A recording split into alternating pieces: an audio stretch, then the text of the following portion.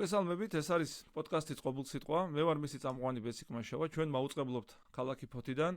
ეს კი არის ჩემი YouTube არხი, აუცილებლად გამოგვიწერეთ და დაგკომენტარეთ. ხოლო თუ კი მოგწონთ ჩვენი პოდკასტი, დაგვიჭირეთ მხარი, ვინაიდან თქვენი მხარდაჭერა ჩვენთვის მნიშვნელოვანია. დონაციის შესახებ ინფორმაციას იხილავთ აღწერაში და რა თქმა უნდა, დაველოდებით თქვენს მხარდაჭერას. მადლობა წინასწარ. ახლა კი ნება მომეცი წარმოგიდგინოთ ჩემი დღევანდელი სტუმარი, თეოლოგიის დოქტორი თეიმურაზ ბუაძე. მოგესალმებით ბატონო თეიმურ და მადლობა რომ ხარ ჩვენთან ერთად და მადლობა რომ გამონახეთ დრო პირველ რიგში. მოგესალმებით, დიდი მადლობა მოწვევისთვის, მოხალისეა.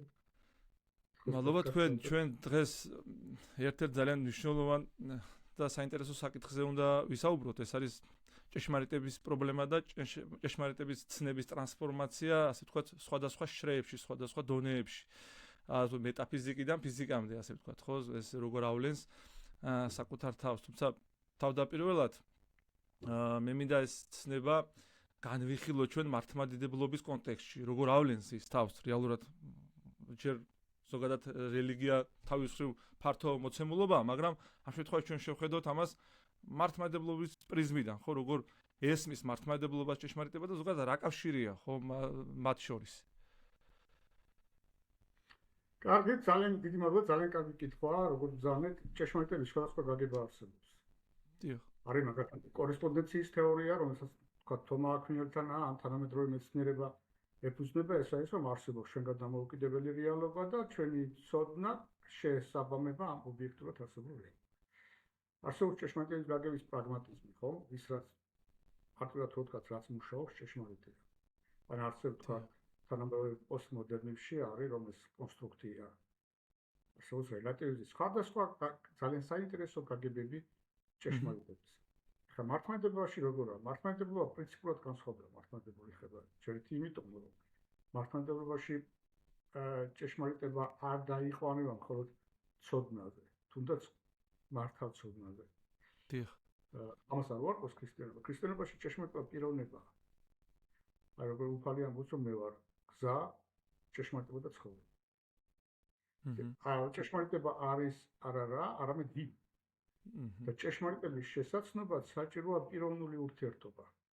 აი იანარასი თქვა, თან ზიზულასი, ეს ამბობენ, თუ შენ არ აქვს პიროვნული ერთობა, მაშინ ჭეშმარიტებას ვერ შეიმეცნე, უნდა იცხოვრო ჭეშმარიტებაში. აი ბიბლიაში ეს გამოხატულია მრავალასის, მაგალითად ბიბლია ამბობს, რომ როდესაც სორს მოიყვანს კაცი, შეიცნო ქალი. ეს უბრალოდ ესფემიზმი არ არის. იმისაც რომ ჭეშმარიტება შეიმეცნო, უნდა ჭეშმარიტებაში იცხოვრო. ის სხვა სიტყვებით რომ დავახასიათოთ, რელიგიური ჭეშმარიტება, მართლმადიდებლური, ეს არის აბსოლუტური ჭეშმარიტება, იმიტომ რომ ის არის გამოცხადებული. ღმერთი გვიცხადებს პიროვნულად. აბსოლუტური ნიშნავს იმას, რომ დამოკიდებული არ არის ჩვენზე, გარემოებებზე, კულტურაზე, ადამიანის ასაკზე. ლათინური სიტყვა აბსოლუტურს ამას ნიშნავს. რა კი ღმერთისაგანაა მოცემული ჩვენზე, ადამიანის კულტურაზე, გარემოზე, ადამიანებზე არ არის დამოკიდებული. ეს არის აბსოლუტური. როგორ მიიღწევა აბსოლუტური ჭეშმარიტება? როგორც ვთქვით, მისი წყარო არის გამოცხადებითი. ამიტომ მასთან მისვლა შეიძლება მხოლოდ წმინდა ტრადიციით. გადაეცემა წმინდა ტრადიციით და მიდიხარ აბსოლუტურ ჭეშმარიტებაზე. ამიტომ ხო. ეხლა და მოითხოვს რომ გამოცდილებისეულია რა ეს დოქტორ თეიმურაზ. შინაგანას მოდი. დიახ. აი მე ვარ გზა და მე ვარ გზა ჭეშმარიტებად ცხოვრება. აი მას იოანე ქრისტესთან ასე განმარტავს, რომ მე ვარ გზა, ეს ნიშნავს მოითხოვს ეს უფლისწინებების მორჩილება, საქმეების მიღწევას, გულის გაწმენდას, იმიტომ შენ შეიძლება ჭეშმარიტება თეორიულად იცოდე, აი თუნდაც გამოცხადებითი ჭეშმარიტება იცოდე, მაგრამ საშა დაამახიჯო, გამოიყენო საპირისპიროდ. ამის საუკეთესო მაგალითია, მაგალითად ძველი არქონის ფარისევლები, ხო, წიგნობრები. ზედმიწევნით იცოდნენ წმინდა წერილი, ზედმიწევნით. მაგრამ ეს წმინდა მოცემული იყო იმისთვის, რომ მიეღოთ მესია, ხო? მაგრამ რა გააკეთეს? აბსოლუტურად საპირისპირო გააკეთეს. არ მიიღეს მესია, მოკლეს ღმერთი და წარმართები აღმოჩნდნენ უფრო მინგრები, აი გამოცხადებისა, ვიდრე აი ეს ძველი ებრაელები, რომლებიც მთელი ძველი აღქმა იყო მომზადება მესიის მისაღებად. აი ეს აბსოლუტური ჭეშმარიტება ეხება არა იმდენად მიწიერ რეალობებს, არამედ ეხება უფრო ზეციობს, როგორ მივიდეთ ღმერთთან, როგორ განთავისუფლდეთ ცოდვის მონებისგან, ჭეშმარიტება გაგანთავისუფლდეთ. ჩვენ ხო ინტუიციურად გვზნობთ, რომ ჭეშმარიტება არ არის უბრალოდ კორექტული ინფორმაცია, ინტუიციურად რომ როცა ადამიანი იღებს ჭეშმარიტებას, შინაგანად გარდაიქმნება, ვიწყებ ახალ ცხოვრებას, შემოწმება ბეტანიას გულის ხობს. არა უბრალოდ ცოდნის დაგროვებას, არამედ რადიკალურ ცვლილებას, უპირველეს ყოვლისა სოფხედვის ცვლილებას, მეტანოია ხო ეტიმოლოგიურად ამას ნიშნავს, ეს იმას შემოტრიალებას, სამყაროს შეხედო სხვანაირად, სხვა ფასეულობებზე დაყრდნობით. მაგრამ ეს გეხმარება მიუხედავად იმისა, რომ ეს ჭეშმარიტება, ზენა ჭეშმარიტებამია, ის გააძლევს შესაძლებლობას უფრო სწორად დაინახო ეს სამყაროც. აი კლაივ ლუისი ამბობდა, რომ ქრისტიანობა მიიღო იმიტომ, რომ ის იყო მზესავით, არა მარტო მაწვდას ჭეშმარიტებას საკუთარ თავზე, არამედ მანახებდა მთელ სამყაროს ჭეშმარიტი პოზიციიდან. როგორც მზე არის, მზე საშუალებას გაძლევს მთელი სამყაროს შვენიერება იხილება. რა კი ამ ჭეშმარიტებამდე მისვლა მხოლოდ წმინდა ტრადიციითაა შესაძლებელი და ადამიანისაგან მოითხოვს შინაგან განწმენდას, ქრისტიანული ჭეშმარიტების მიღება ითხოვს უპირველეს ყოვლისა იერარქიულია. ყველას ერთმანეთად არ შეუძლია. ამიტომ რომ ძველად საზოგადოება აშკარად დაყოფილი იყო, ხო, ერთი იყო სასულიერო დასი, რომელიც ლოცულობდა, განიწმინდებოდა, ინახავდა. მეორე იყო, რომელიც იცავდა, თქვა, ქრისტიან ხალხს. და მესამე ეს არის, რომელიც ქონდა მატერიალური სამყარო. მატერიალურ სიმდიდრეს. ჭეშმარიტების შენახვა მოითხოვს გარკვეულ ასკეტიზმს. დარწმენას. აი, ნახეთ, როგორი თითქოს ერთი შეხედვით უცნაური შემთხვევა ეკლესიის ისტორიაში, რომ ხედავ დაიბადებოდა რაღაც ერესი, ხო? არასწორი შეხედულება. ხომ შეეძლო ეკლესიას, რომ ექსპერტები ისთვის გადაეცეს მოძღვრება.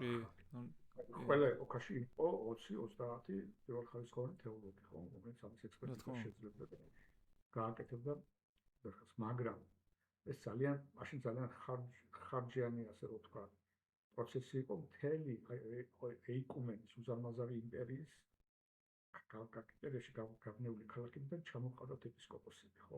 უზარმაზარ დროს, ენერგიას და ხარჯებს ითხოვდა. რატომაა ესე? იმიტომ აბსოლუტური ჭეშმარიტება მოითხოვს უნივერსალურ გამოწვევას. რაკი ეს ჭეშმარიტება, აბსოლუტური ჭეშმარიტება ადამიანური არაა. მოცემულია ღმერთისაგან. ჩვენი მისიაა შეურყვნელად დავიცოთ, არაფერი მივუმატოთ, არაფერი დავაკროთ. თუ კი ამას გავაკეთებთ, უმცირესი იქნება სასწაულებში, ხო? ესე წინაწელში წერია. ამიტომ იყო, რომ მოყავდათ ეს ეპისკოპოსები სხვადასხვა ქალაქებიდან და ისინი ამოწმებდნენ, რომ თქვათ, შენ წამდას, როდესაც არიოზის ერესი გაჩნდა მქონდა. ეს სოფლიო კრებას მოიწონდა არა იმიტომ, რომ სპეკულაცია გაემართა, თქვათ, სჯელობა პირველ სოფლიო კრებას. ამას არ გაურბის ეკლესია, რა თქმა უნდა, მაგრამ ეს უპირველეს ყოვლისა დამოწება. ეკითხებოდნენ ეპისკოპოსებს, თქვენ ოდესმე განიგიათ, რომ იესო ქრისტე ქმილებაა და ისინი ამბობდნენ არა. თუ კი აბსოლუტური ჭეშმარიტებაა, ის უნდა იყოს დამოწმებული, უნივერსალურად დამოწმებული ყველას მიერ. აი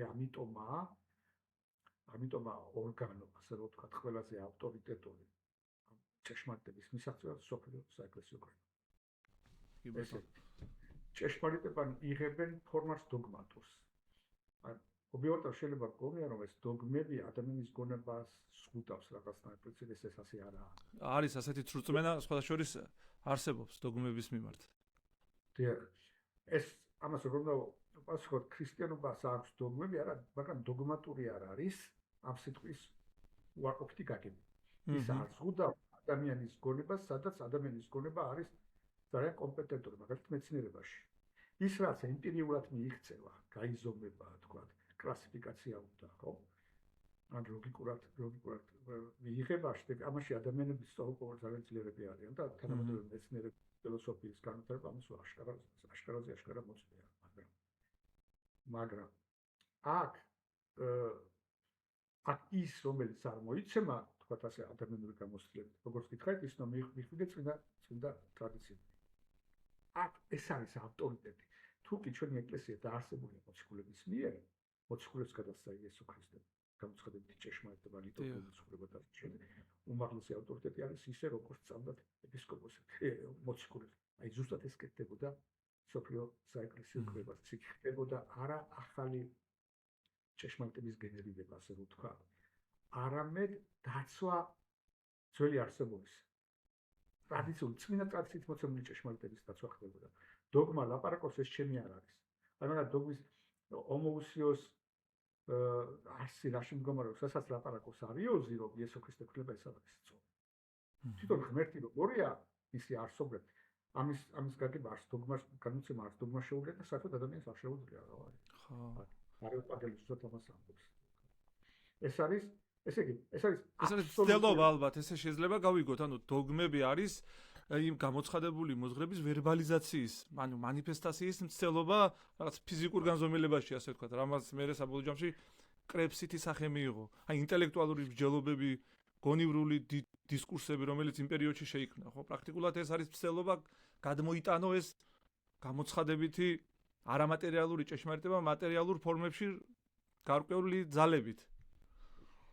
აი, ზუსტად ახლა ნახოთ როგორ იქნება ეს მექანიზმი. ის რაც ჩვენი ცხონებისთვის ჭეშმარიტია, ის გადმოცემულია გამოცხადებაში და აი ამ გამოცხადებიდან ამოღებული ყველაზე ფუნდამენტალური დებულებები, რომელიც ეხება ღმერთს, ეხება სამებას, ეხება ეკლესიას, სულის უკტევას და შემდეგ ის მოცემულია წმინდა წერილში, ამას იღებდნენ და აქედან წამს ეტევა ნახევარ გვერდს.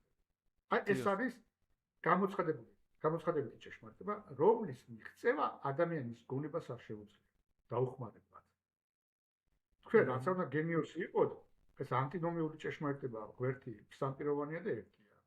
ხო, იესო ქრისტეს სული ღმერთია, სული კაცი. ადამიანის გონებას დამოუკიდებლად ამის მიღწევა არ შეუძლია. თუ ძალიან ჭკვიანი ხარ, ძალიან ჭკვიანურად შეცდებით. სულელი ხარ, სულელად. უბრალოდ ερμია ადამიანის გონება აქამდე. წინააღმდეგ ამბობენ, რომ ეს სამების დოგმა ჯვარცმაო ადამიანის გონების. ამიტომ ამას უნდა ემდო, მიიღო წინა ტრადიცია. დოგმა რას აკეთებს? აი ადამიანი თქვა აი არიოზი საიდან წამოვიდა არიოსელეს. იყო ალექსანდრიის თქვა უზარმაზარი ტრადიცია ფილოსოფიური.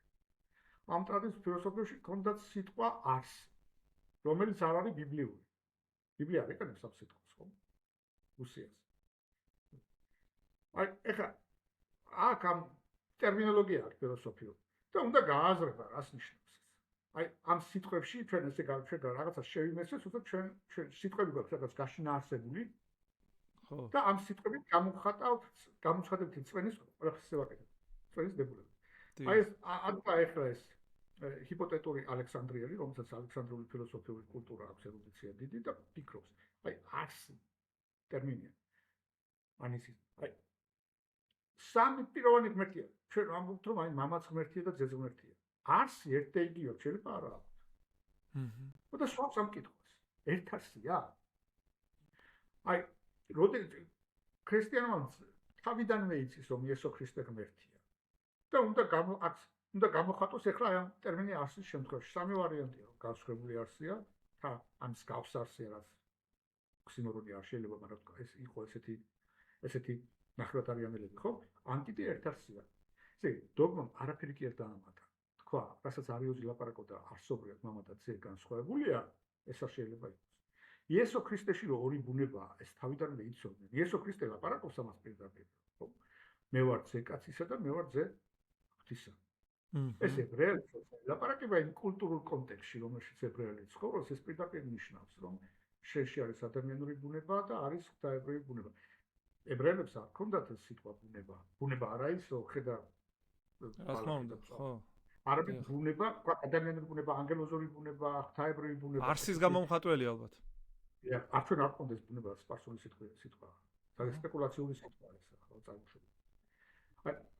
ეს ეხლა როცა ელაპარაკება ებრაელებს, რომ მე ვარ ძე ღვთისა, ებრაელებმა პირდაპირ იციან ეს ასაშეს, რომ ღვთაებრივი ბუნება გვეუბნებიან, რომ გვერდს უტოლებ თავსო. ეს იესო ქრისტე აი ამ ჭეშმარიტებას ლაპარაკობს ებრაელებისთვის გასაგებ ენაზე. ჩემში არის ღვთაებრივი ბუნება, მე ვარ ძე ღვთისა და ვარ ადამიანური ბუნება ძე კაცისა.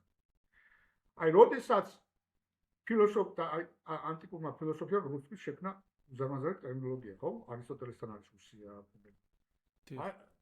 ახლა სვამენ კითხვას, ქრისტეში ორი ბუნება ერთადაა? ამის ასიმილაცია ფილოსოფიური ტერმინების სახში წარმოშობს პრობლემებს. რომ ახიჯებს გამოცხადებით ჭეშმარიტება, როდესაც ადამიანური გონებით უდგები შენ გამოცხადებით ჭეშმარიტება, ძალიან შანსია რომ პავლემოციკული პირდაპირ ლაპარაკობს სკანდალი და სისულელეა, ხო? აი ეს არის სკანდალი. ეს არის სისულელე ბერძენთათვის და სასტურიანო სკანდალი იუდეველთათვის.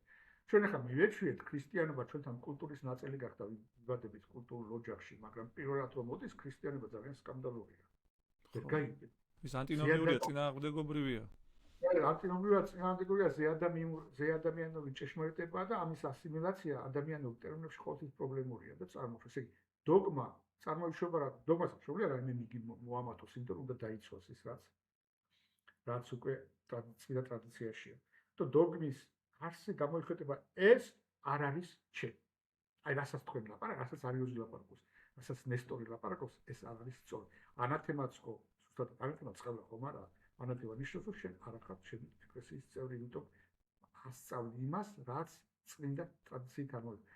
წმინდა ტრადიცია სულიწმინდის ცხოვრების მოწმობაა. სულიწმინდა მარტო მოციქულებთან არ იყო, ჩვენთანაც მოქმედებს და ცხოვრობს და ცხოვრობს ყოფილია. წმინდა ტრადიცია ეს არის გამოხატულება სულიწმინდის მოქმედების ადამიანში.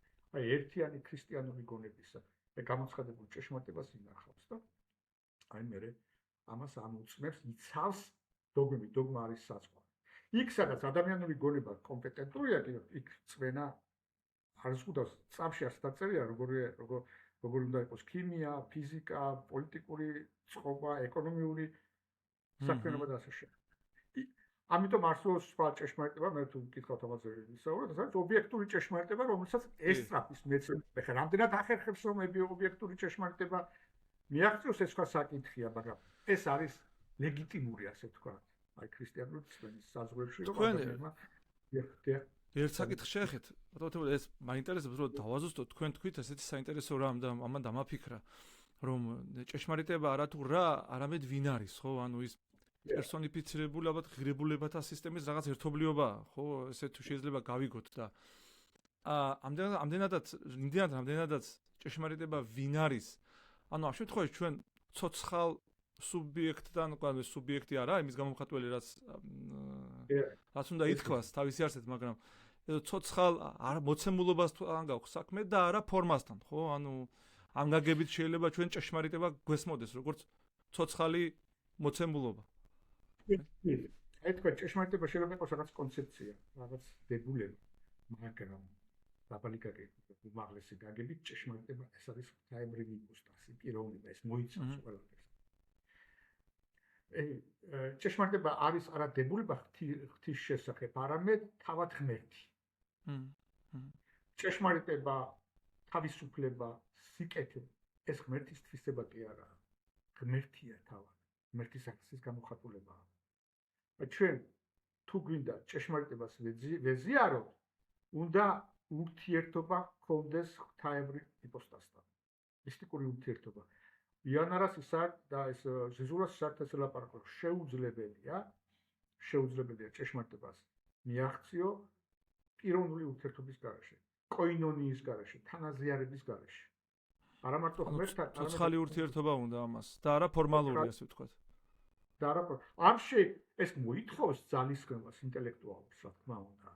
და გამოსცემ, მაგრამ და აი ამაში პოსტმოდერნისტები სწორი არიან, რომ ჩვენ ჭეშმარიტება უნდა იყოს რაღაც უნდა იცხოვრო, შენს პირად გამოცდილებაზე უნდა იყოს დამყარებული, მაგრამ ისინი ცდებიან, იმიტომ რომ ერთი უმაღლესი კრიტერიუმი არ აქვს ღმერთის პიროვნება და დაკავთ ადამიანი რელატივიზმი აქედან იბადება, რომ ყველას თავისი ჭეშმარიტება აქვს, იმიტომ ჩვენი ცოდნა და ჭეშმარიტება ეფუძნება ჩვენს ინდივიდუალურ გამოცდილებას და ეს ინდივიდუალური გამოცდილება ყველას სხვადასხვა აქვს და ამიტომ ეს რელატივიზმი. ესე ამ ელემენტზე ღვთაებრივი ჭეშმარიტების ასეთი გაგება ქრისტიანული, რომ ეს არის პიროვნული და არა უბრალოდ იყვნება დებულებებზე, ეს მოიცავს ჭეშმარიტების ყველა გაგებას სწორი აზრით. ჭეშმარიტებას. რაღაც გულწრფელი პროცესი უნდა იყოს, თვითშემეცნება უნდა იყოს, რაღაცა ღვთისშემეცნების წინაპირობა თუ როგორ არის ეს თუ პირიქით. აი, ესე იგი თუ ესე იგი ამას ლაპარაკობს იესო ქრისტე, რომ მე ვარ ჭეშმარიტება, ესე იგი იესო ქრისტე ამ შვილის შესახებ სწორი ცოდნა კი არა ჭეშმარიტება. მე ვარ ჭეშმარიტება და ეს გულისხმობს იმასაც, რომ თუ კი შენთან შენ სწორი ურთიერთობა გაქვს მისტიური ან ურთიერთობა იესო ქრისტესთან, გექნება მასზე სწორი ცოდნა. მაგრამ რას გულისხმობს ეს სწორი ცოდნა? გულისხმობს გულის განწყობას, ხო? რო ნეტარი არიან წმინდანი გულით, მაგრამ მათ ღმერთი იხილო.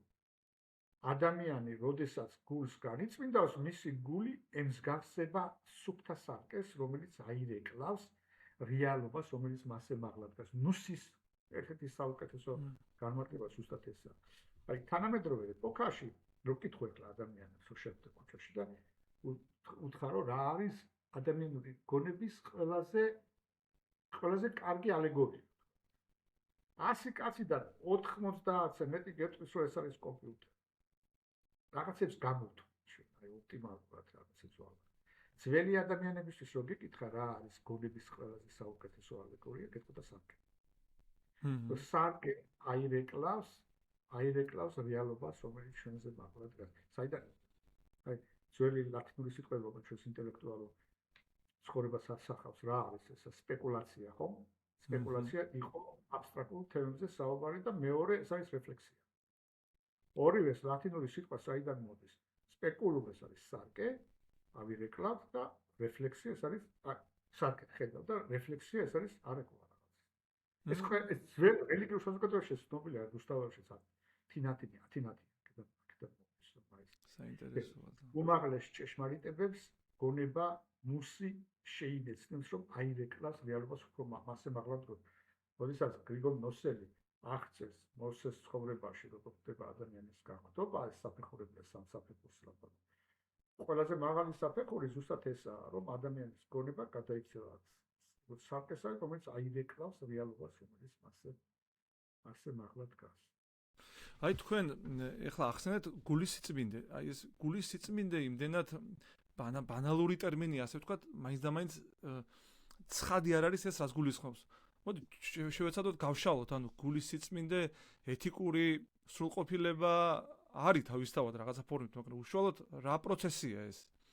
აი აქამდე რომ მიხვიდე იმისთვის, რომ თანაზიარება შეძლო. ანუ ყოველ შემთხვევაში მინიმუმ პერსპექტივა გაგიჩნდეს. ძალიან დიდი მადლობა, ძალიან კარგი კითხვა, კონცეპტუალურად და ლოგიკურად და ყველამ. რას ნიშნავს ახლა გულის გაწმენდა? ამაზე მამები ძალიან ბევრს წერენ. რა შესაძლოა? აი წარმოგიდგენთ ღმერთის ცოტა იქიდან დავიწყოთ შოუ. კი ბატონო.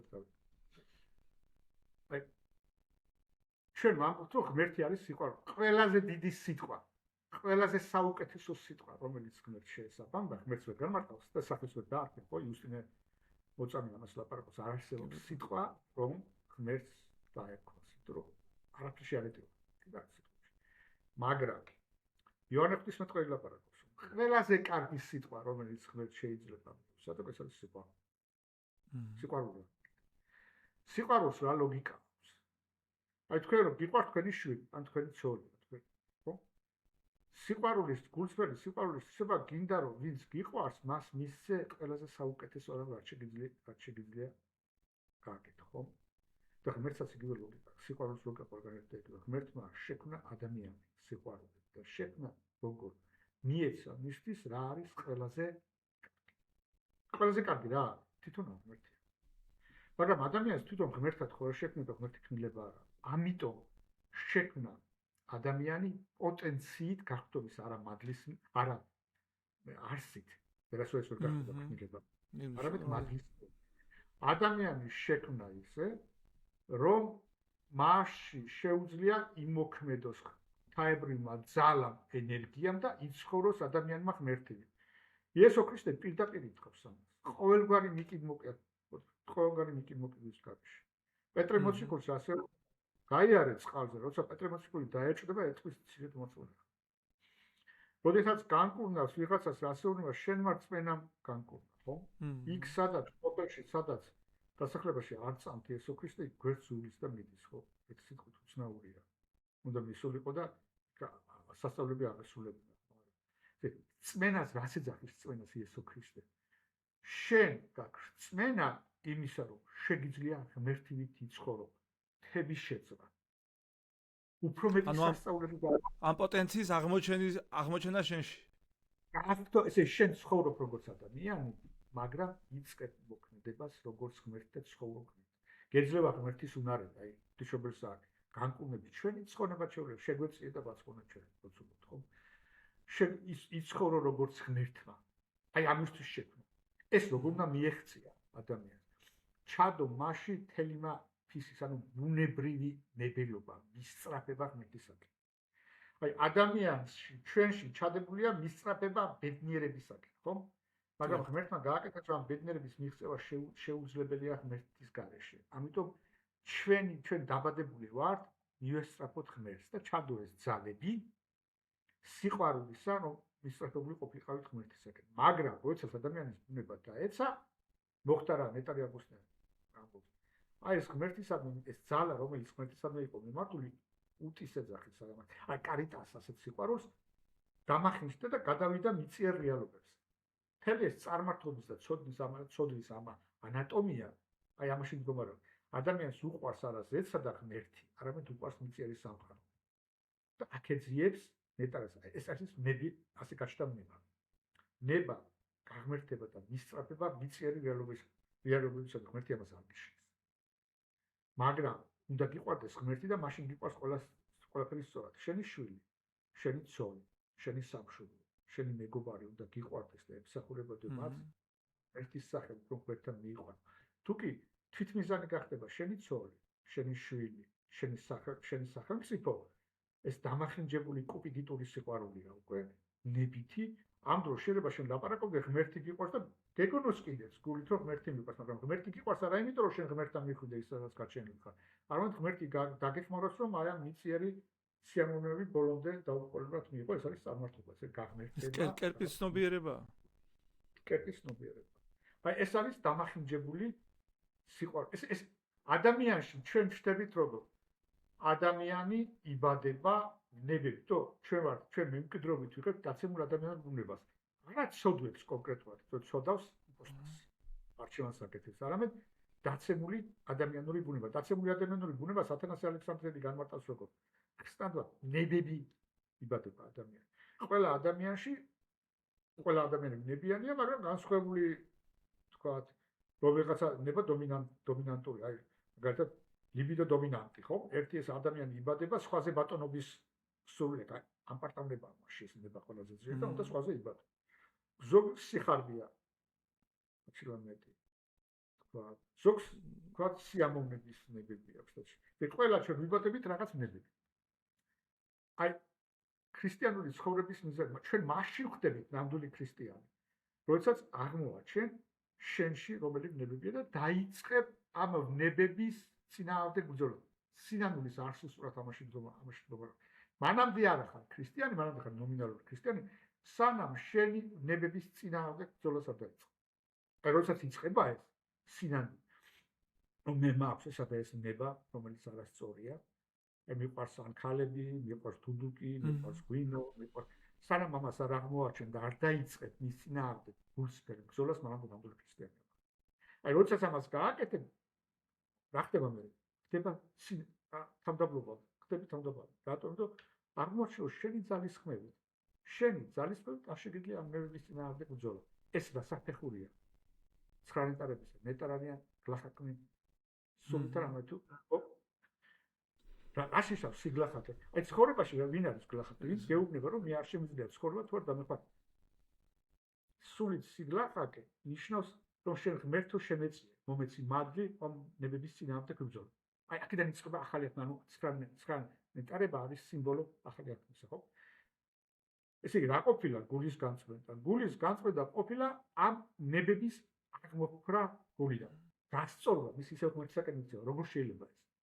პირველი საფეხური ეს არის ეს ყველაზე ძნელი საფეხურია. დაინახო შენში რომელი ნებები, თუ შენ ყველაზე მეტად გვიჭის კრიტიკული ცხოვრება, ხო? კრიტიკულად შეხედოთ საკუთარ თავს. წინააღმდეგ ამბობენ, ყველაზე საუკეთესო პირობა ამისთვის ეს არის მონასტრული ცხოვრება. როდესაც გაშორდები საზოგადოების ცხოვრების ხმაურს და რჩები მარტო, აკვირდები შენ თავს ინტროსპექტულად და აღმოაჩენ რომელია დიდი ნება. პატერიკებში არის ესეთი მაგალითი, რომ ერთ განდგომილ ბერთან მივიდა ერის კაცი და უთხრა რომ ქრისტიანობა სულ სიყვარულზე ლაპარაკობს, რომ თუ მოყვასი არ გიყვარს, ღმერთი არ გიყვარს, შენ გაიქეცილა, სამყარო ცხოვრობ მარტო. და ესე უპასუხა, რომ ჭიქაში ჩაყარა სილაარეული წყალი. შენ ახლა სკერსო ხედავ ოთხ არა. აი აცალო და ცოტა ხანი დაიშრიდა და ხედა გახდა გამჭვირვალე წყალი. აი ბერმონასობა მას ნიშნავს. როდესაც შენ ამ სოციალურ ხმაურში არ ცხოვრობ და მარტო რჩები შენთან, აღმოაჩენ შენში რომელია ნება. ამის შემდეგ რა უნდა გააკეთო? უნდა ებრძოლო ის ნება, რომელიც შენში ყველაზე ძლიერია. ამპარტავნება იქნება ესე სიამაყე იქნება სიხარვა თუ სხვა. მოხმარებლობა, სიამაყე, ეგოიზმი და ასე შემდეგ. დიახ, უამრავ. როგორ სუსტდება ეს? სუსტება წინააღმდეგობის გაცემა. აი გამოგიცდიათ ალბათ, თუ სიგარეტს ეწეოდით ან რაღაც თქვა სმაგი ყოთ, ან რაღაცა. როგორ უნდა ებრძოლო მას? უნდა უთხრა ვარ, ერთხელ სული აგეძება, უარს თუ შესუსტება. კიდე მეორეჯერ მოვა, კიდე უარს თუ შესუსტება და აი ასე, როდესაც ადამიანი მასთან ბრძოლით, ნებებთან ბრძოლით შეასუსტებს ამ ნებას, ეს არ არის მარტო ადამიანების ძალისხმევისგან. ესეთი ყველაზე დიდი საიდუმლოება ადამიანის გულის გაწევა, უფლის მარჯნის დახმარება უნდა.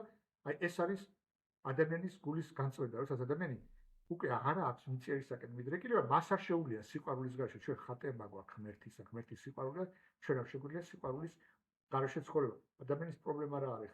ან სწორად უყვარს, ან არასწორად. პეტრი აკუსნი ამას ლაპარაკობს. მთელი ჩვენი ცივილიზაცია ორი ღვთის ქალაქში ამას წერს. ჩვენი კულტურა, მთელი ჩვენი ცივილიზაცია არის შედეგი იმისა, როგორ გიყვარს. ღვთის ქალაქი ეს არის ადამიანების მიერ შექმნილი, რომელსაც ღმერთი უყვარს სწორად და მიწიერი ქალაქი ეს არის, რომელსაც არასწორად უყვარს. ზე რას ამბობს პეტრი აკუსნი? ჩვენი არსი სიყვარულია და ჩვენი პრობლემა ეს არის ის რომ ის კი არა რომ სიყვარული არ აქვს, არამედ არასწორად გიყვარს რა. ასკეტური ცხოვრება ეს არის დაუბრუნო შენს გულს ის სიყვარული, რომელიც თელიმ ფისის, რომელიც ჩადო ღმერთმა ადამიანს. ეხლა ტექნიკურად ვაპარაკობ, თელიმ ფისის ნებას ნიშნავს ბუნებითი ნება, მაგრამ ნებას წარმართავს სიყვარულს, იგივე სიყვარული. აი ამიტომა მორჩი რატო არის ბერმონაზდების ყველაზე დიდი საქმე რა არის მორჩილება. ადამიანი როდესაც ემორჩილება მის მოძღვარს, აღჩობს მასში მის გულში დაბუდებულ ნებიან სულს. პირველ რიგში ალბათ ეგოიზმს და მოხმარებლობას. ზუსტად ეგოიზმს. რომელიც ანტიდოტი ასე ვთქვათ მორჩილებაა თავისი არსით. როდესაც ადამიანს აღარ უყვარს ღმერთი, რომელიც მასებად დგას, ყველაზე ბუნებრივი რა არის? შეიყვაროს საკუთარი თავი, ეგო. ისი კომფორტი და შეიყვაროს მე და ჩვენ, ჩვენ, რომელსაც აიგივებს საკუთარ თავს, ის ქვეყანა და ასე შემდეგ. ეგოს დაძლევის გზა, ერთ-ერთი მთავარი მიმართულება იმისთვის, რომ ჯერ შენ ადამიანი გახდე და მე ამ სრულყოფილების პროცესში გადალახო კიდევ უფრო მეტი და კიდევ უფრო რთული გამოწვევები, ხო? შენ შიგნით რაც არის და მე რას დავინახე თქვენს ნათქვამში, ახლა ერთ-ერთი რა ამ კონტექსტში მინდა ბარემ დავსვა ეს კითხვაც, რომ აი მაშინ ხდები ადამიანი, მაშინ ხდები ქრისტიანი, როცა გონება, ანუ ეს ჩვენი მოაზროვნებითი ნაწილი ფლობს დანარჩენ ძალებს ადამიანში. აჰა. თქვენ ახლა უბრალოდ პლატონის კონცეფციაზე ლაპარაკობთ. აი ხო, სულის ნაწილია და ადამიანობს მასში, როდესაც სულის უმაღლესი ნაწილი გონიერება ბატონობს მის ნებასა და მის სიამოვნების მიღების. ალბათ, კი, აი ამ კონტექსტში შეგვიძლია რომ შევხედოთ იმ პროცესს, რა პროცესით ჩვენ აღწერეთ ახლა, ანუ საკუთარი თავის კონტროლის, საკუთარი გულის დაწმენდის ამ პერსპექტივას, ხო, როცა ჩვენ გულის დაწმენდას უყურებს გარკვეული ლოგიკით, ხო, როცა ის უნდა დავამენეჯეროთ, დავაორგანიზოთ ეგოიზმი, მომხმარებლობა, მტაცებლობა და ასე შემდეგ. რაღაცა ფორმით ხო უნდა გაკეთდეს ეს, ვიღაც არის პასუხისმგებელი ამაზე ადამიანში თვითონ. და ადამიანში ამაზე პასუხისმგებელი არის ის მოაზროვნეობითი ნაწილი, ხო? სხვა შორის თქვენ ლექციებს რო უსმენდი, მაშინ შემოვჩნია ეს ლოჯისტიკური პასუხისმგებელი ძალა ადამიანში, რომ განაგებს სხვა სტრუქტურებს. დიახ, ესეც რა თქმა უნდა. აი ეს ღრმა ინტუიცია, რასაც ახლა თქვენ ამბობთ, აი ბერძნები ხვდებოდნენ ამას. ადამიანური პრობლემა, უზარმაზარი პრობლემა რა არის? ჩვენ შიგნით აქვს ეს პრობლემა. აი სოკრატე ლაპარაკობს როგორც ჯანმრთელობაა სხეულისთვის, სათნოება იგივეა ჩვენი სულისთვის.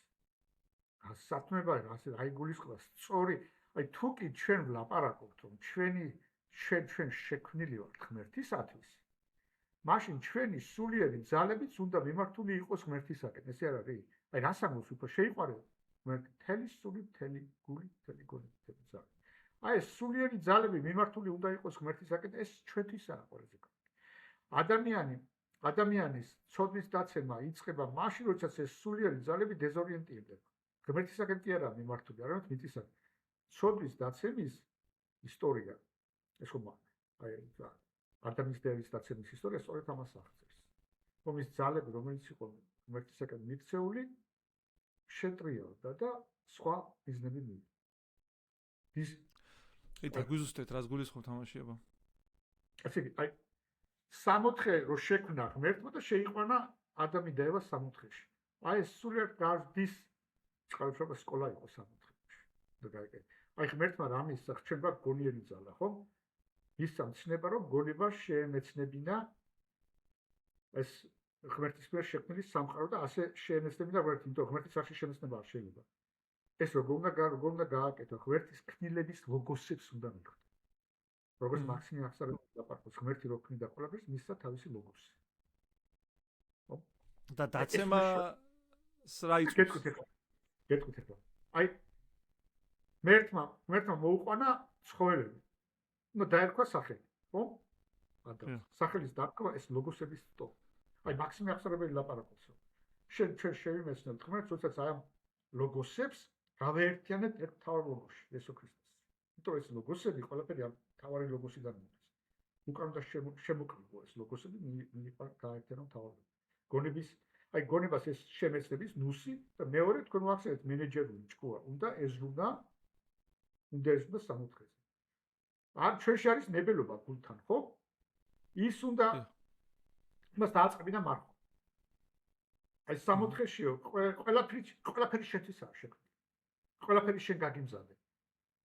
მაგრამ უნდა ისწავლო მარხვა როგორი გაგები.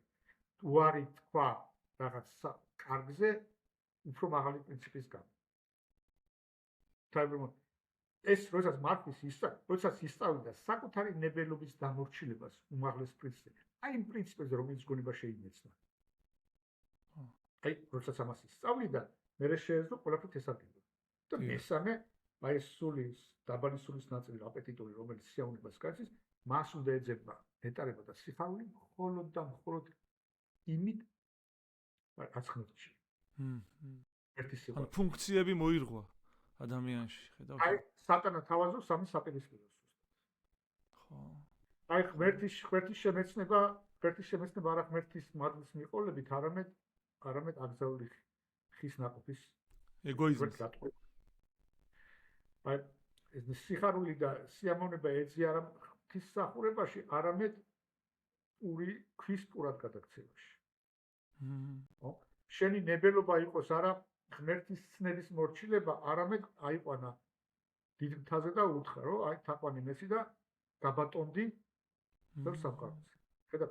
აი ამ სულიერ ძალებს გაუკეთა დეზორიენტაცია. ეს ხომ მოცემულია მატრიცაა, იმისა რას ნიშნავს ცოდვით დაცემა. როგორც დაეცა 64-ში ადამი და ევა, ისე ეცემა ყველა ადამიანი, ასე ვთქვა, კონკრეტულ სახეს იღებს ყველა ადამიანში ეს დაცემა. ეხლა თუ არა მაქვს, მაგრამ აქედან შეიძლება გამოვიყაროთ რას ნიშნავს არასწორი რელიგიურობა, ვთქვა, არასწორი ქრისტიანობა, ეს ყველაფერი. აი ვთქვათ ეს. ანუ ამ სამი პრინციპის მორღვევა სინამდვილეში ხო, რაც ჩვენ ახლა ვახსენეთ, ანუ გონების, ნების და სურვილიანი ამ ძალების მორღვევა თავისთავად ის ამბავი, როცა ადამიანი დაცემას განიცდის. აი ეს სცენა ეხება რას ნიშნავს არასწორი რელიგიურობა. დიახ. როგორ მიიღებ? აი მაგალითად თქვენ რომ აკეთებთ რაღაც. მე ვიქნები ღმერთი და მე მექნება ისეთივე ცოდნა როგორც ღმერთს აქვს. ეს რა ქვია მას? ოკულტიზმი და მაგია. დიახ. აი შენ რაღაცას ქნილებას იყენებ, რაღაც რომ ღმერთის ძალა შეიძინო. ოკულტიზმის ფილოსოფია და არსი ზუსტად ესაა. აი რომ მიიღო მაქსიმალური სიამოვნება გამოწიო აი ქნილებისაგან. არა ღმერთის სახელით, არამედ შენთვის მიიღო აი ქვებად გადაქცეს რა, აი კონსუმერიზმი. ჰედონიზმი. ზუსტად. მეორე მხრივ. წარმართული არსი ესა. წარმართული ჰედონიზმი კი. და აი ეს რომ შენ ღმერთის სახელით იბატონო თელ სამყაროზე, ეს რა არის? პოლიტიზირება რელიგიის.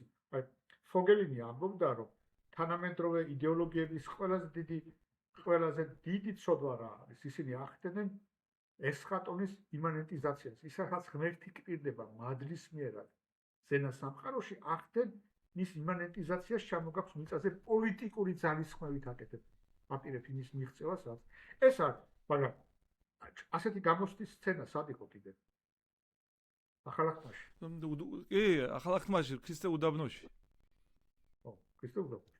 აი ზუსტად იგივე მეორე. სამისაცდურია რა, თქვენ ეშმაკის მიერ შეთავაზებული სამისაცდური. ეგ მნიშვნელოვანია, ანუ სამივე ეტაპს პასუხობს. აი ზუსტად იესო ქრისტესთან იგივე სტუნების მექანიზმი. უპირებს, ხო?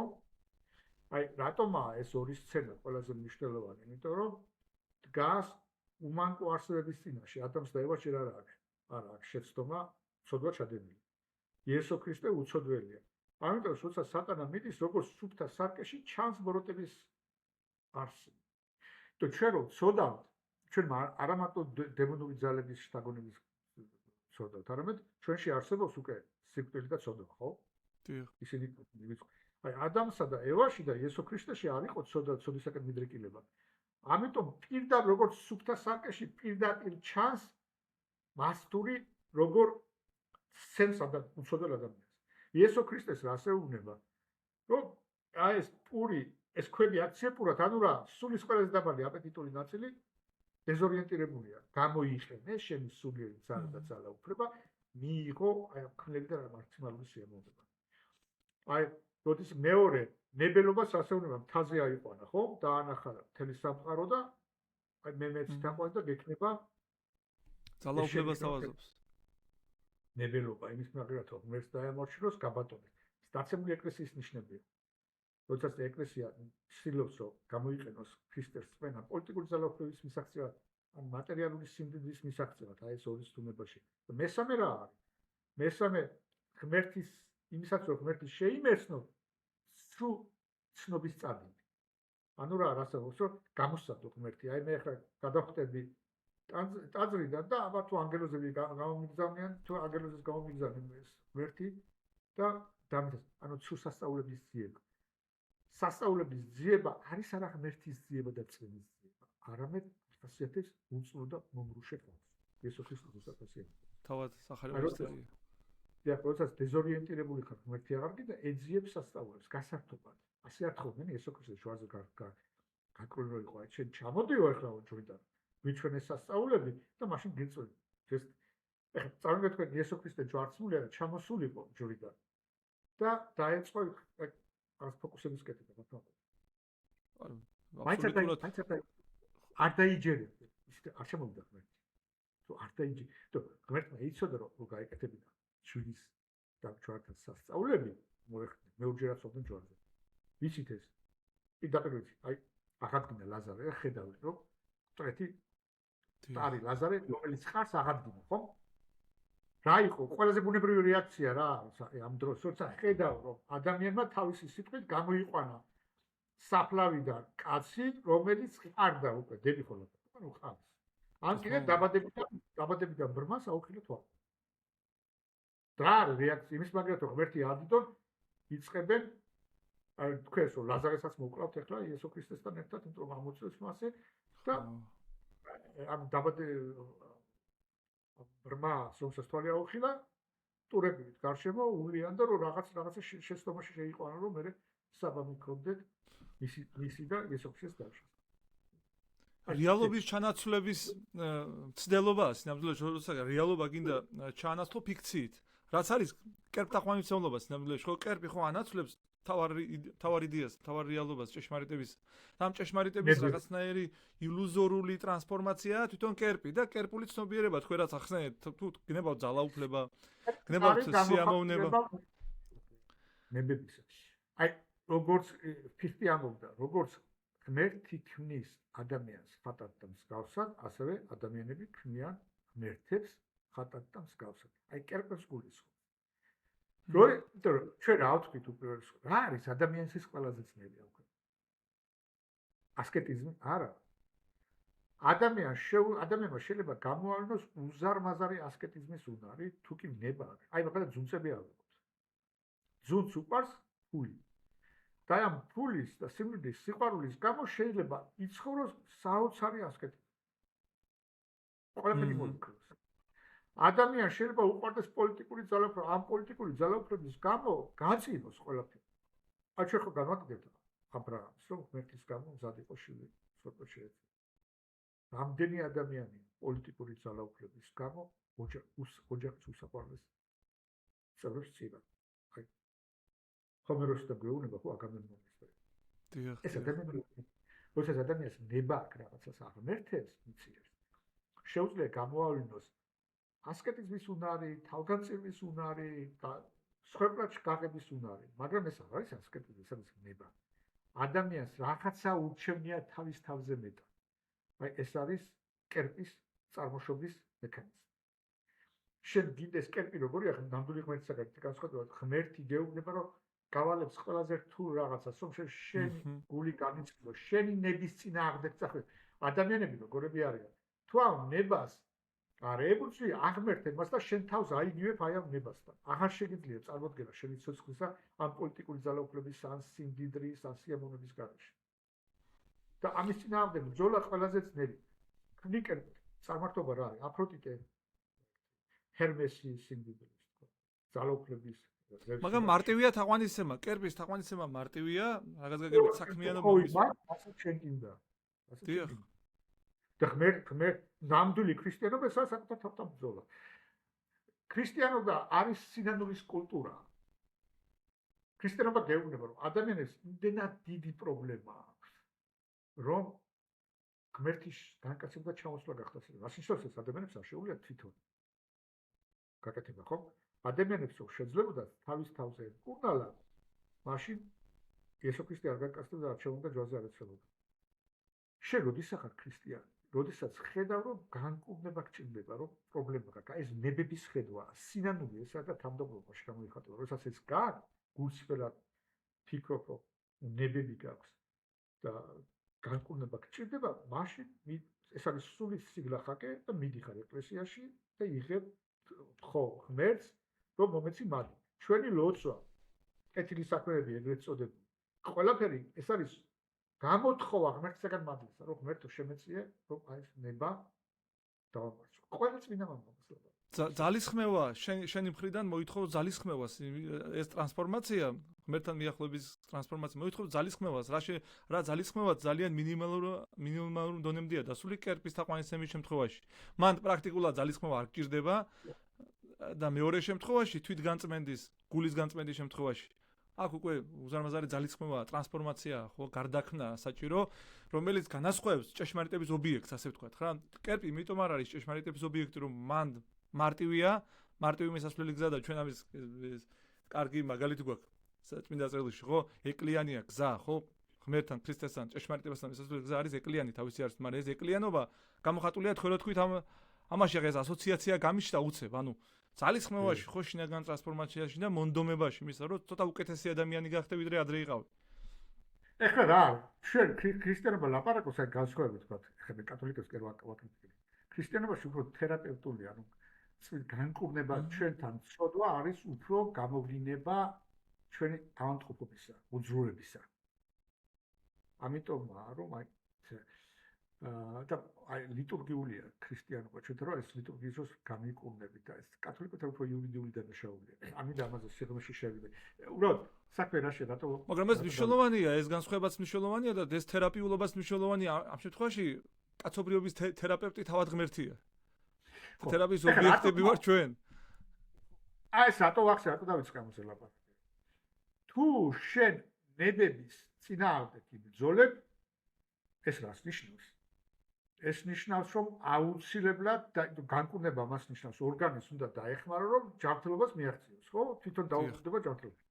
აი თუ ჩვენ ავიწყებთ ნებების წინააღმდეგ ბრძოლას, ეს იმას ნიშნავს, რომ არ ამას ახლა მიწაზე ვერ აღწევს ადამიანები. იშვიათია. თითოეულ ჩამოსახლები, სასრულყოფილებას.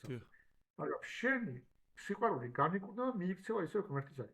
როგორც სხეულისთვისაა ბუნებრივი ჯანმრთელობას დაუბრუნდეს, ისეა ბუნებრივი ჩვენთვის განვიწმინდოთ ნებებისაკენ და დაუბრუნდეთ ღმერთს. აი, წინააღმდეგ როგორც კი გული განიწმინდება, შენს გულში სახლდება სულიწმინდა და იწყებს როგორც ეს ისიხაზმის ეს არის თელი ისიხასტური ტრადიცია. აი ისიხაზმი იწყება იესოს ლოცვა, გვეხმარება რომ ჩვენში აღმოაჩინოთ ნებები. აი თუ გულის თვე ვიბადება გულში, იესოს ლოცვით ეწინააღმდეგები თალკეულ გულის თვას. არათუ არ მიყვები მას, არამედ შენ გულში არ უშვებ. და ცოდვას რა რამოდენიმე საფეხური აქვს. ჯერ აი შენთან მოვა გულის თქმა, ლოგისნიას ეძახება, აი შემოვა შენთან შეთავაზება გულის თქოს. მე იმას არ უნდა შევამხანაგდე, არ უნდა დაიწყო მასთან ფიქრი. ეს პირველი საფეხურია. მეორე საფეხურია მოინდომებ ცოდვის შადებას. მესამე მე კიდე ცოდვას უჩაიდნენ სისტემატურად აკეთებ, მე ნებად გადაიცემა, ხო? საპირისპირო გზა არის აი ნებებისგან გაწყვეტის. როდესაც განიწმინდება, აი იწყებ ადამიანი განიხვდება, იმიტომ მის სულში იწყებს ღმერთი სულიწმინდა ცხოვრებას. აი ეს არის ნებებისგან. თუ ამას არ აკეთებ, კატასტროფა არის გარდაუღო. იმიტომ ჩვენ რა ვთქვით, რომ ადამიანს არ შეუძლია სიყვარულის გარეშე. აუცილებლად ადამიანი, რომელიც არ ეძლევს სული ნებებისგან გაწყვეტას არ ცდილობს, ეს იმაში შეგუკვირ ყავს. ჩვენ რა შეგვიძლია რაღაცა გვიყვარდეს. ადამიანი აქსიოლოგიური არსებაა. არის ალაგებს ფასეულობებს. ის რაც უმაღლესია, შეიძლება ღმერთი არ ეძახოს სიტყვით, მაგრამ მისი ღმერთი იქნება და ესეც მისი კერპი. და ეს კერპი აუცილებლად ხერხს ითხოვს. აი იყო ადამიანები, რომლებიც არ იყვნენ ასე რელიგიური. აი დურქეიმი ავიღოთ მაგალითად და რენეჟი არის, ხო? რას ამბობს? აი დურქეიმი ამბობდა რა ასე. ეს თელი რელიგია რა არის? ადამიანებიო საზოგადოებას არ მეკთებენ. დურქეიმის შეხედულება რელიგიაზე ესაა. აღმერთებენ საზოგადოებას. სოციოლოგიური პერსპექტივა ასე ვთქვათ. სოციოლოგიური პერსპექტივა. რელიგია არის რას ამბობს? თუ კი შენ აღმერთებ საზოგადოების კონსოლიდაცია და ცხოვრება ითხოვს რა განტევნის ვარს. ვიღაცა აუცილებლად შეცინებს ხო? ვიღაცას უნდა დააბრაყო, ის წმინდანად გამოაცხადა. ესეთი კერპის მექანიზმი რა არის? აუცილებლად ხერხშეცილას ითხოვს. რატომ არა წარმართობაში არის? და წარმართობაში ხერხშეცილა იყო ვაჭრო და ადამიანების ხერხშეცილა. ყველგან საცალმე გავიხეროთ ადამიანების ხერხშეცილა. წარმართობაში. იმიტომ რომ კერპისთვის ება არის. საკუთარ თავსაც შეგაწირინებს და შენი ოჯახის წევრებსაც შეგაწირინებს. კერპისთვის ადამიანი თვით დესტრუქციული. იმიტომ რომ არ შეიძლება ღმერთი რაიმე ჩაანაცვლოს. მე-20 საუკუნის ისტორია ყველაზე კარგი რა არის. აი ფაშისტები აღმერთებდნენ სახელმწიფოს. კომუნისტები აღმერთებდნენ პროლეტარიატს, ეს ხომათ მესია. მაგრამ ჭეშმარიტების სახელით აკეთებდნენ ამას, ბატონო თემურას. ჭეშმარიტების მიღწევის, იდეალური სახელმწიფოს მიღწევის სახელით აკეთებდნენ, იდეალური ბედნიერების. კანტი რა შეუძლებელია? კანტი ამბობდა, რომ არ არსებობს აბსოლუტური ბოროტება, არსებობს რადიკალური ბოროტება, ეს ასნიშნავს. აბსოლუტური ბოროტება არ არსებობს, თუ ადამიანს არ შეუძლია იცხოვროს ბოროტებისთვის, თვითმიზანი. არ შეიძლება ადამიანს ჰქონდეს ცხოვრებისეული მიზანის საკუთარი დესტრუქცია. ბოროტება აკეთო ბოროტებას. ადამიანები ცდებიან იმის გამო, რომ ქმნიან ალტერნატიულ ჭეშმარიტებას. გონია რომ კარგს აკეთებს. კარგი გონია. აი ეს ეგოიზმი ეუბნება, რომ ესა კარგი შედეგი. ნიკოლოს სერბი, წინა ნიკოლოს სერბი აუგა. შენ მანამდე ვერ დაიწყებ ზრუნვას საკუთარ სულზე, სანამ შენ მოყვასი არის. როცა შეგიყვარდება შენი მოყვასი და იწყებ მას ზრუნვას, მიდიხარ ღმერთთან ზრუნავს საკუთარ თავს. როდესაც შენ თავზე ზრუნ, მე იცახი, მარტო შენი თავი გიყვარს. ეს არის არ ზრუნავ შესულდა საკუთარი სულის დესტრუქცია, ეგოიზმის მექანიზმი ესა. არის ესეთი ეკარტვარი არ მახსოვს უბრალოდ ძალიან არისტოკრატული წარმოშობის ფრანგი ქალი, რომელსაც ჰქონდა აბსოლუტურად ყველაფერი. ძალიან მდიდარი, ძალიან პატუცემული ოჯახი და ძალიან წარმატებული და ეს ქალი გზნობდა როგორც ემართებათ ასეთ ადამიანებს ძალიან ხშირად, რომ ვერ პოულობდა სიმშვიდეს საშინელი დისკომფორტიკობდა შინაგანი. და მე ამბობს, რომ მე ომი რო დაიწყო, ეს ქალი გახდა მონაზონი და დაიწყო ზრუნვა სხვებს და განთავისუფლდა. აი ყველა პრობლემა მოხდა, რატომ თუ სანამ ჩემ თავზე ზრუნავ, არა ჩვენი გული არის და ვერასოდეს ვერ ყოფილდება ნეტარი აგვისტონის სხვა ღმერთო შენო შენთვის შექმნიო და სანამ შენთან არ მოვა ჩვენი გული ვერასოდეს ვერასოდეს ვერ დავშვიდება, ხო? აი ეს ქალის ესე ლაპარაკობდა. რომ სანამ როცა ლაპარაკობს ჩემ თავზე ვიყავი ორიენტირებული, ყოველთვის რაღაცა მოხდა. ყოველთვის რაღაცა მინდოდა. აი ჩვენ რო დავაკვირდეთ ჩვენ ცხოვრებას და სულ რაღაც გვაკრია, სულ რაღაცის შეძენა კონსუმატორები ვართ ბუნებით, იმიტომ ვფიქრობ რომ რაღაცას რო შევიძეთ ბედნიერებას მივაღწევ. ეს მე არის ამოუწურავი ღრმული არის, როგორც სარტრი ლაპარაკობს, რომ ადამიანი სკულში ატარებს უძირო ჭას და ყრისში ყველაფერს დაიკვირდა. რატომაა? იმიტომ რომ ჩვენ გულში რა უნდა იყოს სასასწრებელი. ადამიანის გული იწევს სასასწრებელს, როცა ღმერთი აღარ წევს ეს სასასწრებელს, ამოიღებ დარჩება უზარმაზარი ღრმული, რომელშიც ყრი ყველაფერს და არასოდეს პასპრო მეტად ყრი უფრო და უფრო იზრდება ეს ნება და უფრო და უფრო უბედური ხდება. უფრო ტრაგიკული და მტკივნეული, მე უკვე ყველასთვის. და ტოლსტოის მამა სერგიც ზუსტად ამას ლაპარაკობს, ეს სერგი, რომ სანამ თავისთვის ცხოვრობდა, თითქოს ასკეტი იყო, ყველაფერი, მაგრამ ვერ პოულობდა. იმიტომ ჩემი თავისთვის ცხოვრობდა. მე როდესაც დაიწყო ხეტიალს და სხვისთვის ცხოვრობ, ხება ტოლსტოის მამა სერგი მოს იდეალურ სულას ქრისტიანისად არ ვასახელებ, მაგრამ დიდი გენიოსები არიან ძალიან დიდები დიაგნოზის დასმაში ხდებიან. თუ სასასრულოს არ იცნობენ, მაგრამ მიწას, მიწივერ ტანჯვას ის მომცნობი ზედმიწევი. აი ადამიანი მანამდე ვერ იპოვის მშვიდობას, სადაც მისი საზონავის საგანი მანამდე სანამ ის საზონავის საგანი არ გახდება მოყვას. როდესაც მოყვასი შეუყვარდება, მიდის გვერდ, საერთოდ. როცა საკუთარი თავი უყვარს ეგოისტია, მაშინ დამანგრეველი ძალაა და ეს კერპი ზუსტად ამას გამოხატულება. თუ კერპი საკუთარი თავის სიყვარული. ისე ეგოიზმი კარგად ავლენს საკუთარ თავს იმ პოლიტიკურ გამოცდილებაში, რაც თქვენ ახსენეთ, ანუ ფაშიზმი და კომუნიზმი, ანუ ორივე თავისუფლ ეს დესტრუქციის, თვითდესტრუქციის და ზოგადად საზოგადოების დესტრუქციის კარგი მაგალითებია. იმდენად რამდენადაც ამ პარადიგმაში ზიან. მაგნიციერი სამყის აშენების ცდელობა გადაიქცა კონცლაგერებად და გულაგებად. სისასტიკეებად პრაქტიკულად ესეც მსხვერპლის ნარატივია, ესეც რელიგიური ილუზია, ასე ვთქვათ, რომელიც ერთი მხრივ მსხვერპლს თქო, უღმერთოთ, ცხადია? უღმერთო, ესე იგი, სიკეთისკენ მიდრეკილება, უღმერთო ბედნიერებისკენ მიდრეკილება, რომელიც საბოლოო ჯამში იქცა კატასტროფად, ხო, ყველასთვის. ანუ ღმერთის გარეშე არსებული ბედნიერების აშენების მცდელობა. ანუ და თავისთავად ჭეშმარიტება შეუძლებელია ამგვარად ტრანსფორმირდეს სამყაროშია რა. აი თქვენ ახსენეთ ახლა ალტერნატიული ჭეშმარიტება. აი საქმე რა შეიძლება ეს თქოს პარადოქსულად ჟღერს. რა ადამიანს რაც უფრო გონია თავისუფალია, მით უფრო არის ილუზიების ტყე. რაც უფრო გონია რომ მიისწრაფის ნეტარები ჭეშმარიტების ბედნიერებისაგან უფრო უბედური ხდება. რატომაა ეს? то ჩვენ გვაქვს საოცარი უნარი, გამომგონებლები ვართ, შექმნათ ბედნიერების ალტერნატივები. აი მაქსიმე ახსარებელია. უზარმაზარი წვერვალია ხო ღვთისმეტყველების. მაქსიმე ახსარებელია ამასაც ტერმინოლოგიათ ესე ლაპარაკობს. აი ღმერთი ჩვენ რაღაცას ადამიანები რაღაცას ვაკეთებთ. ვაკეთებთ რაღაც მიზანდასახულებით, ტელუსით, ხო? აი რაღაც მიზნისთვის ვქნით ყველაფერს. ღმერთიც ესეა. ღმერთმა რო შექმნა ეს სამყარო, ყველაფერს მიუჩინა თავისი დანიშნულება. ტელიოლოგია. აი ეს საშენ. ამას გამოხატავს ლოგოსი. და აი ეს მაქსიმე ახსრეველი ლაპარაკობს ყველაფრის გააჩნია ლოგის სპერმატიკი. გასნიშნავს ეს ლოგის სპერმატიკი. თესლური ლოგოსი. ლოგოსი ბერძნულად ძალიან დატვირთული სემანტიკური სიტყვაა. ნიშნავს არა მარტო სიტყვას, არამედ გეგმას, მოძღვრებას, სწავლებას და ასე შემდეგ. აი თქვენ რომ გააჩნდეთ ღმერთისაგან გაქვთ ლოგოსი, რომ თქვენ რა უნდა გააკეთოთ. გახდოთ პოზიცია, ხო? ღმერთი ქნის რაღაცისთვის შექმნა თქვენ. ეს არის თქვენი ლოგოსი. ეს ლოგოსი დინამიკა შეიცავს და აი თესლური ლოგოსი რატო ქვია? ვაიღოთ ჩვენ, კო პატარაა, მაგრამ მასში არის პოტენცია გაიზარდოს უზარმაზარ მუხად, ხო? მუხა და საფრთხე. ხასაგები. აი ეს არის შენი ლოგოსი. აი ამ ლოგოსისთვის არსებობს თელიმა ფისის, ანუ იმდრეკი რომ შენ განახორციელო ეს გეგმა, ღვთაებრივი გეგმა, რომელიც შენზე განხორციელდეს თელიმა ფისი. მაგრამ შემდეგ რა ხდება? როდესაც ადამიანი ეცემა დაცემული ბუნება და ღალატობს ამ თელიმა ფისის, ხო? აი ნებას.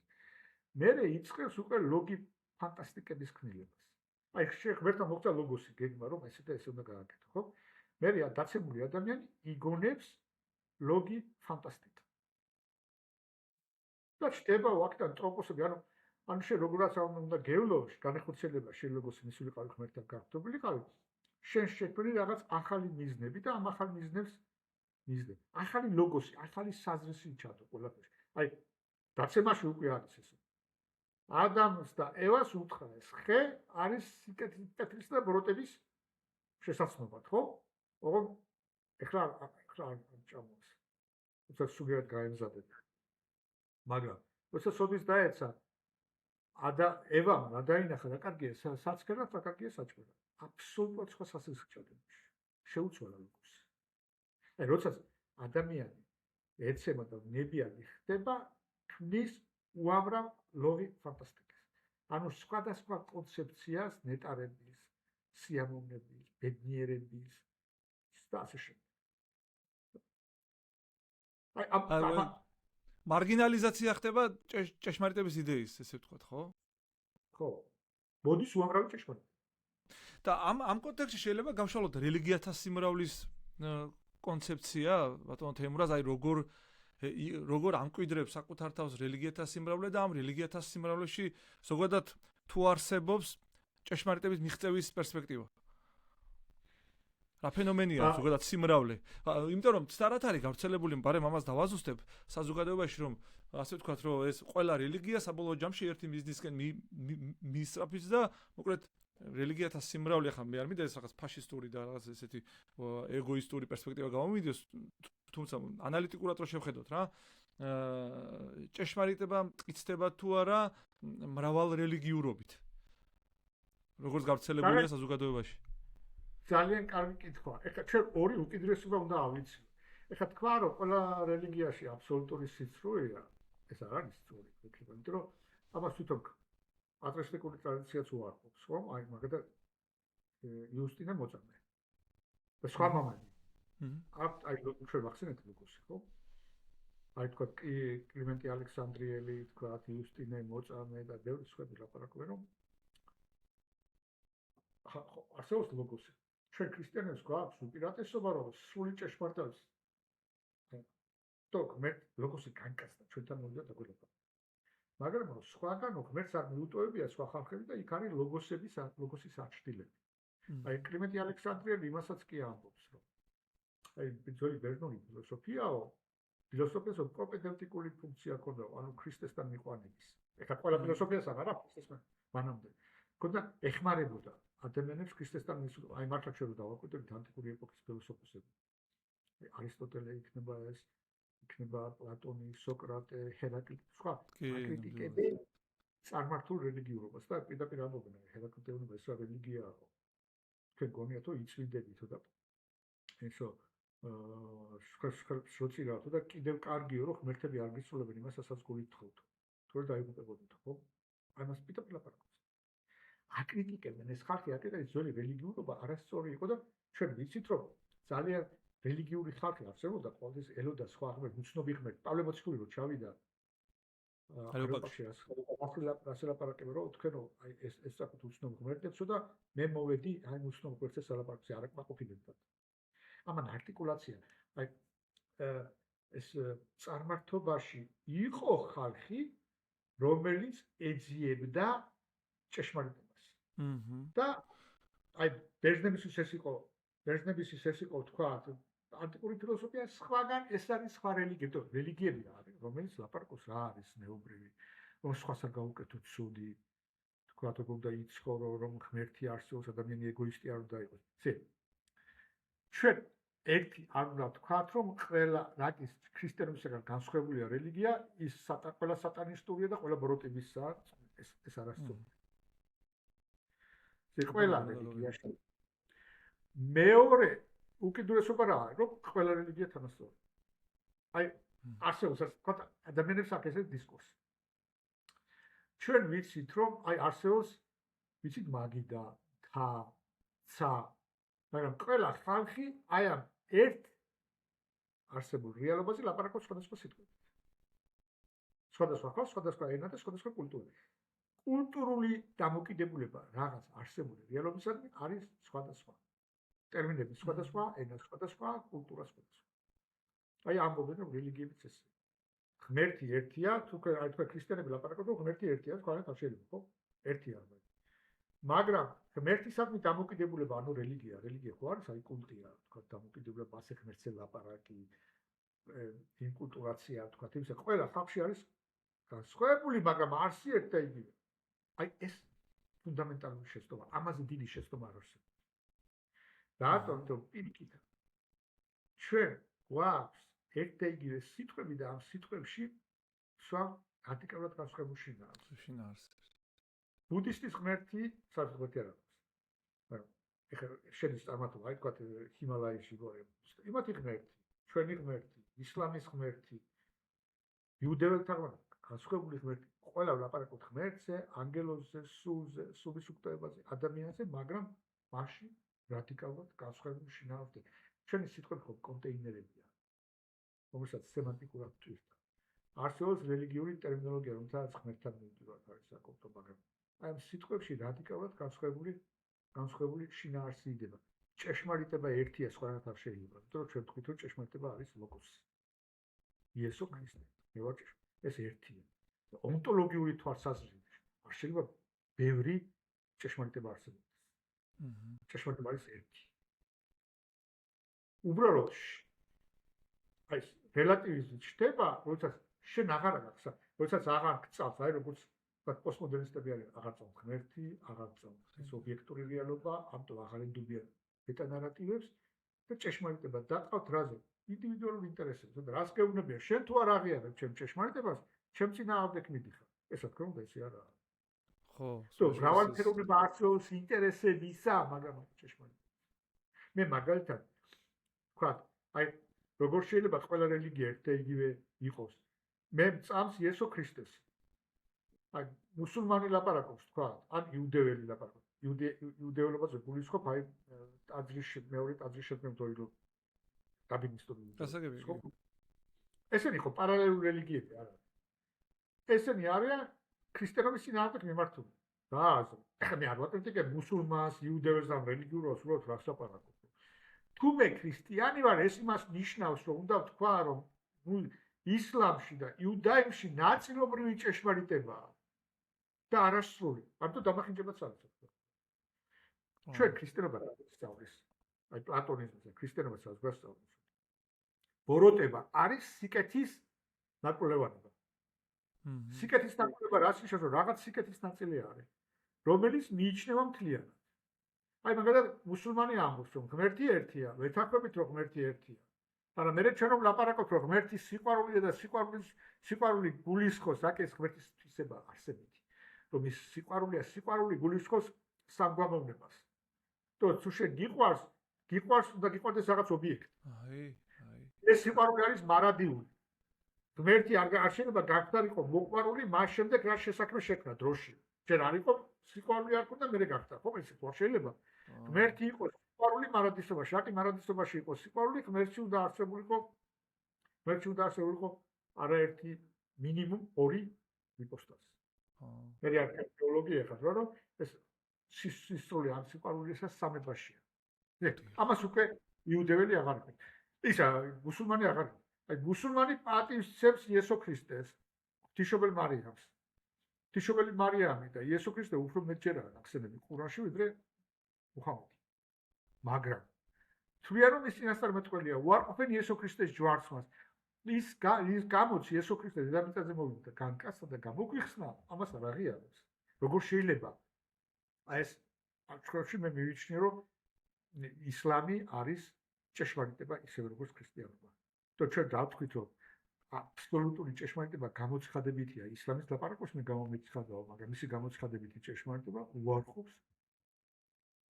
უარყოფს აეთანხმება ქრისტიანობის ეს. ხო? მსახურების წესით განსხვავებული, ანუ გამოცხადება ქრისტეს მეშვეობით და გამოცხადება მუჰამედის მეშვეობით პრინციპულად განსხვავებული სუბიექტები გვყავს აქ ჩვენ, ხო? ქრისტეს ცხოვრება პრინციპულად განსხვავდება მუჰამედის ცხოვრების წესისგან, რომელიც აბსოლუტურად შეიძლება ხო, გამოცხადება მრავალგვარი გამოცხადება შეიძლება იყოს ღმერთი, შეიძლება იყოს ანგელოზი, შეიძლება იყოს დემონური ძალები. ხო, აი იდენტიფიკაციას როგორ აქვს? როგორ ახდენა იდენტიფიკაციას ახლა მე არ მინდა გავაგზავნო ახლა ეს რაღაც. გასაგებია. თქვენ აი თქვით რომ სახურებაც სხვანაირია. ძალიან ფუნდამენტალურად მნიშვნელოვანია ის რომ ისა ისლამში არ არის საიდუმლოება თანამედროვე გაგებით. ჩვენთან საიდუმლოება რა არის? ეს არის ფორმა, რიტუალი, რომელიც გარეგნულად გამოხატავს სულიწმინდის მოქმედებას. რატო ქვია მას საიდუმლო? საიდუმლოება დაფარული კი არა, ვინმესგან დამალული. ძველ ქართულად საიდუმლო ნიშნავდა უხილავს. აი საეკლესიო საიდუმლოებაში, გარეგნულ ქმედებებში ჩანს ვლინდება სულიწმინდის უხილავი მოქმედება.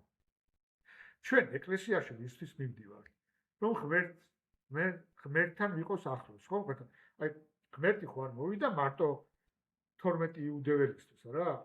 ჩამოვიდა განკაცდა, მას და საიდუმლოსერობაზე მიიწვია 12 იუდეველი, მისი მოწაფე ებრაელი, იუდეველი არა, ებრაელი.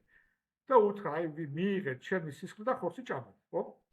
მიიღეთ ჩემი ხორცი ჭამეთ, მიიღეთ სისხლი ჩემი და ამის გარეშე მარადიული ცხოვრება არ არის, მაგრამ ამ 12 კაცისთვის ხო არ მოსულა მარტო. ყველასთვის მოვიდა. აი ის რასაც მოციქულებს აძლევდა დედამიწაზე მყოფი და მის გაშო ღმერთი და სხვა ადამიანის როდესაც მისი წვენა გქონდა. ზუსტად იმას ვიღებ ეკლესიაში. ღმერთი მოგვეცემა.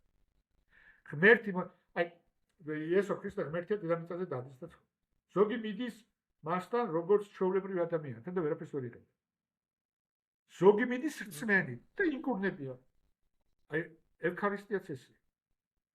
თუ შენ რწმენით იღებ პურს და ღვინოს იღებ უფლის სისხლს და ხორცს.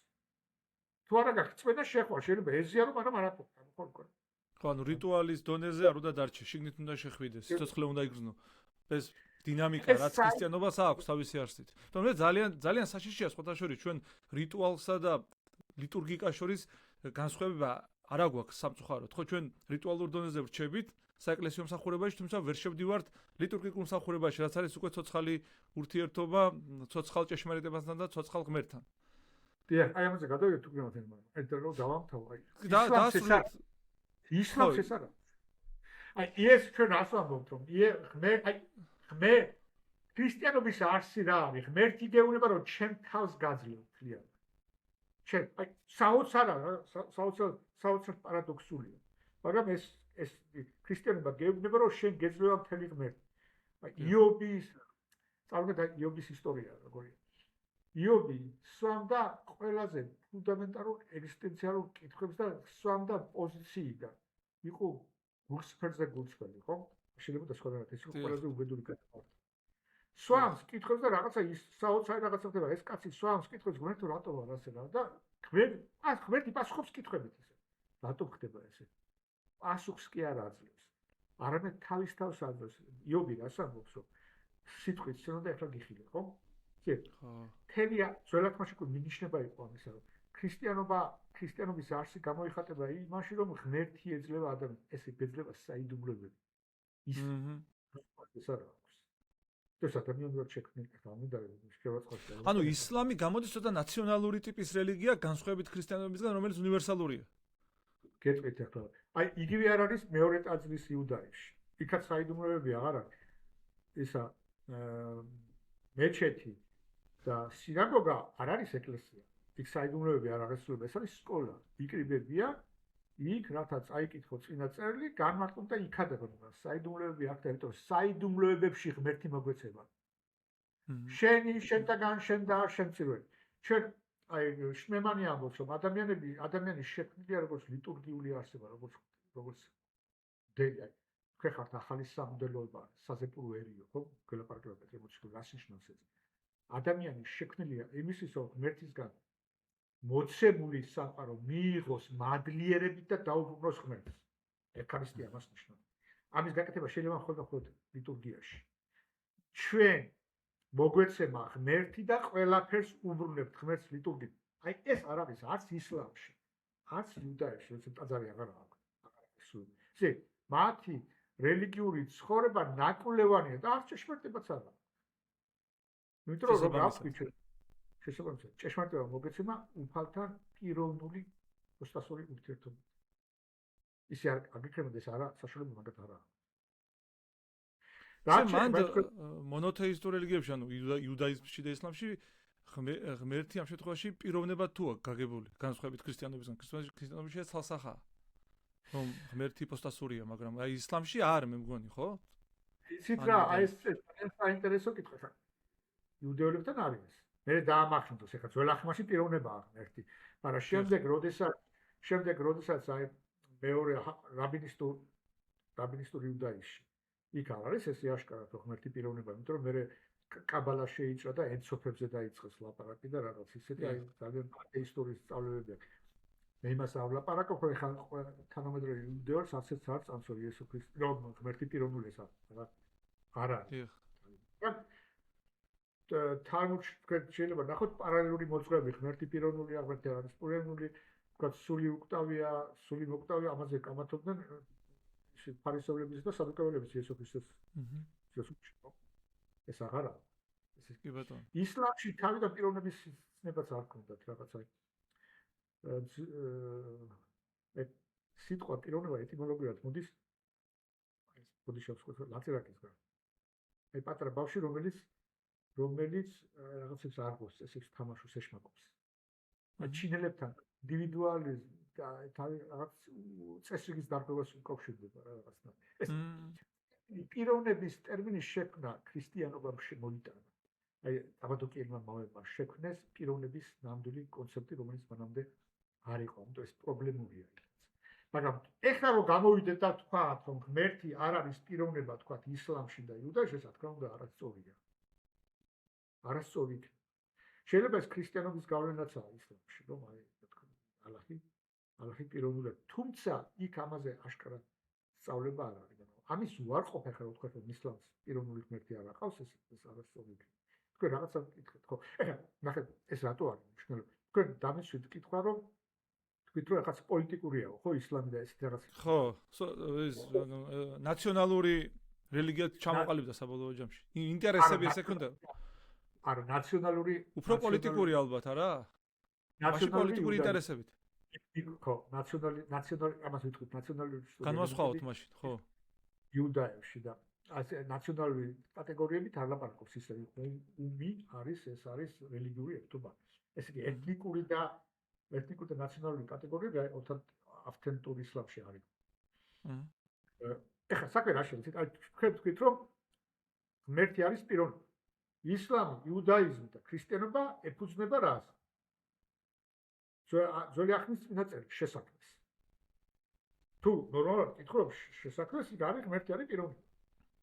და ადამიანი შექმნა პიროვნება, ორი თავისუფალი და ამავდროულად ლაპარაკობს რომ მე მიყვარსო აი ეს ქმნილება, ადამიანი პიროვნება და პატივისცემს მის თავისუფლებას. ხო, გამოცხადებაში წერია რომ კართან დგავარო და უკაკურებ არ შემოდის ზალით შენთან ღმერთი, უნდა მიიღო დაკითაკონებს კარზე და შეუნდა გავიღო სიხარულით მიიღო ღმერთი. თორე ისე არ შემოდის. არ ზალოთ. აი ორი თავისუფალი პიროვნება, როგორ ამყავს ერთმანეთთან კავშირს.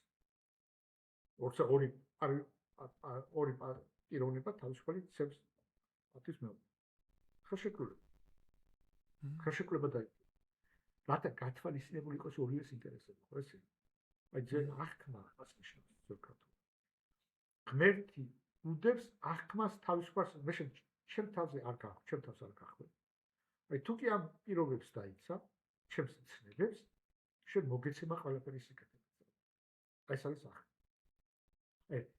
სული სიტყვა რაღაც სავაჭრო ურთიერთობა იდება სიტყვაში. აღქმი კონტრაქტი იდება ღმერთსა და ადამიანს შორის. მე ამას თუ ამას და ამას გააკეთებ, ამას და ამას მოგცემ. ეს მაგრამ ქრისტიანობა აღარ დარჩა აი ამ კონტრაქტულ დონეზე. და სინერგიულია. ჩვენ ვთქვით რომ გააჩნდა ადამიანი გახდომისთვის. და ეს წესები, რომელსაც ღმერთმა დაგვიწეს ასე ცნობები, ეს არ არის თვითმიზანი. თქვენ აი ხალს ყავს შვილი. თქვენ დედა ყავს და დაიბადა გეუბნებათ რომ ესე გააკეთე. დედისთვის ეს წესები თვითმიზანი კი არა. ამ წესებს კი წესებ, რომელიც ამიჯერე რა თქვენ გაიზარდოთ სრულყოფილი კარგი ადამიანი. ხო ესე? ღმერთსაც ესეა. თვითმიზანი წესები არ არის. წესები არ თავარი მიზანი ადამიანისათვის, ვისაც გააშენს, არის გახდარიყალ ღმერთი. ღმერთი მათისმიერად გახდარიყალიბება. მათისმიერად რომ გახდე ღმერთი, უნდა შეთქვით რომ ნებებისგან განიცდო და უფლის ნებები მორჩილება მოსაკეთო. ამიტომ ქრისტიანობა კონტრაქტულიდან გადაიზარდა სინერგიული რელიგიად. აი წინააღმდეგ შეათ ლაპარაკობენ. ღმერთთან დამოკიდებულებისო რამოდენიმე საფეხური არსებობს. პირველი არის მონის საფეხური, როცა ადამიანი აკეთებს შიშით, რომ ღმერთი დავრჩეს. მეორე არის დაქირავებული მუში. ეს რომელია უკვე სიკეთეს გაუგენო. ღმერთის სიკეთეს. და უკვე იმიტომ კი არ ემორჩილება უფლის ცნებებს, რომ ღმერთი დავრჩეს თუ ამის არ გავაკეთებ, არამედ იცის, რომ თუ მე ასე და ასე მოვიქცევი, ღმერთი ამას და ამას მომცემს. ეს მეორე საფეხური კონტრაქტული. ხო. მესამე არის მეგობრის სიყვარული. მეგობარი აკეთებს რაღაცას არა იმიტომ რომ შენ და რაიმე სარგებელს ეძებს ამ შენი რეჟიმი, არამედ ერთსულოვანი. აი ბასილი დიდი არისტოტელეს და აი გრიგოლ ღვთისმეტყველი არისტოტელეს გავაკეთა არისტოტელესთან ეს არის. ხო. მეგობრობა ნიშნავს ერთსულოვნებას, ერთსულოვნება ნიშნავს ერთ-ერთი ინტერესებს. როცა შენი ინტერესები და ღმერთის ინტერესები ერთ-ერთია, ერთ-ერთი მისწრაფებია, მაშინ ეს სინერგია ხდება. ერთი მისაკე ხდება თანამოქმედება. ქრისტეს ხო ამბობს, რომ თქვენ ჩემი მეგობრები ხართო, ანუ მეგობრობის კონცეფცია ქრისტეს შემთხვევაშიც მნიშვნელოვანია. ეს კონტრაქტული აღარ. იწყება, მაგრამ არა. იუდაიზმი და ისლამი დარჩა კონტრაქტულ დონეზე. ნახეთ რა საუბარი. მეც აღარ ხედავს არა პერსპექტივას, საკე მუსულმანი ფიქრობს. ჩემი მთავარი დანიშნულება სამწუხაროდ ქვეყანაზე და ალხი მთხოვს ამას, ეს არის შარიათის წესების დაცვა. შარიათი და ღმერთის ნებას განვახორციელებ მიწაზე, თუ კი შარიათს გავავრცელებ ყველგან. იმიტომ ალაჰ დასლაპარაკობს მუსულმანი, ეს ალაჰის მიწაა ყველგან და ჩემ მე როგორ თუ კი მე მორჩილი ვარ ალაჰისა, ჩემი უმთავრესი მიზანი უნდა იყოს შარიათის გავრცელება მთელ სამყაროში და ამიტომ აქვს ეს ცნებები, რომ მშვიდობის სახლი და ომის სახლი. მშვიდობის სახლი არის იქ, სადაც შარიათი ბატონობს ალაჰის წესები, ომის სახლია იქ, სადაც პოტენციური საქმე ხმალი არის პირდაპირ. პოტენციური ომი. იმიტომ ომო სხვადასხვა დემოგრაფიული საშუალებით, ან სხვადასხვა ტაქტიკით, პოლიტიკა იქნება დემოგრაფია თუ საჭირო გახდა, ხმალსაც ალუქიკოში, ნუ ყველგან შარიათი გაუძლებს. ისლამის მთელი რელიგიური ენერგია რა არის? ეს არის შარიათის გავრცელება ყველგან. იგივე არის იუდაიზმში. იუდაიზმშიც ხო ესე აღარაა. აი, უარყეს იესო ქრისტე ღმერთი, ხო? იქ დაიკავა ღმერთის ადგილი რა? დაიკავა ნაციონალურმა სხეულმა. იქ კონტრაქტორი ნაციონალური სხეული. თუ ისლამში არის ღმერთი და კაცი, იქ კონტრაქტი იდება ღმერთთან, როგორც ნაციონალური სხეული. თვითონ ღმერთი რას პირდება? ერთ კაცს კი არ ელაპარაკება. თუ შენ იქნები დაიკავა, ესე შენი ხალხი იქნება ბედნიერი ელი მოგილო ცხოვრებას.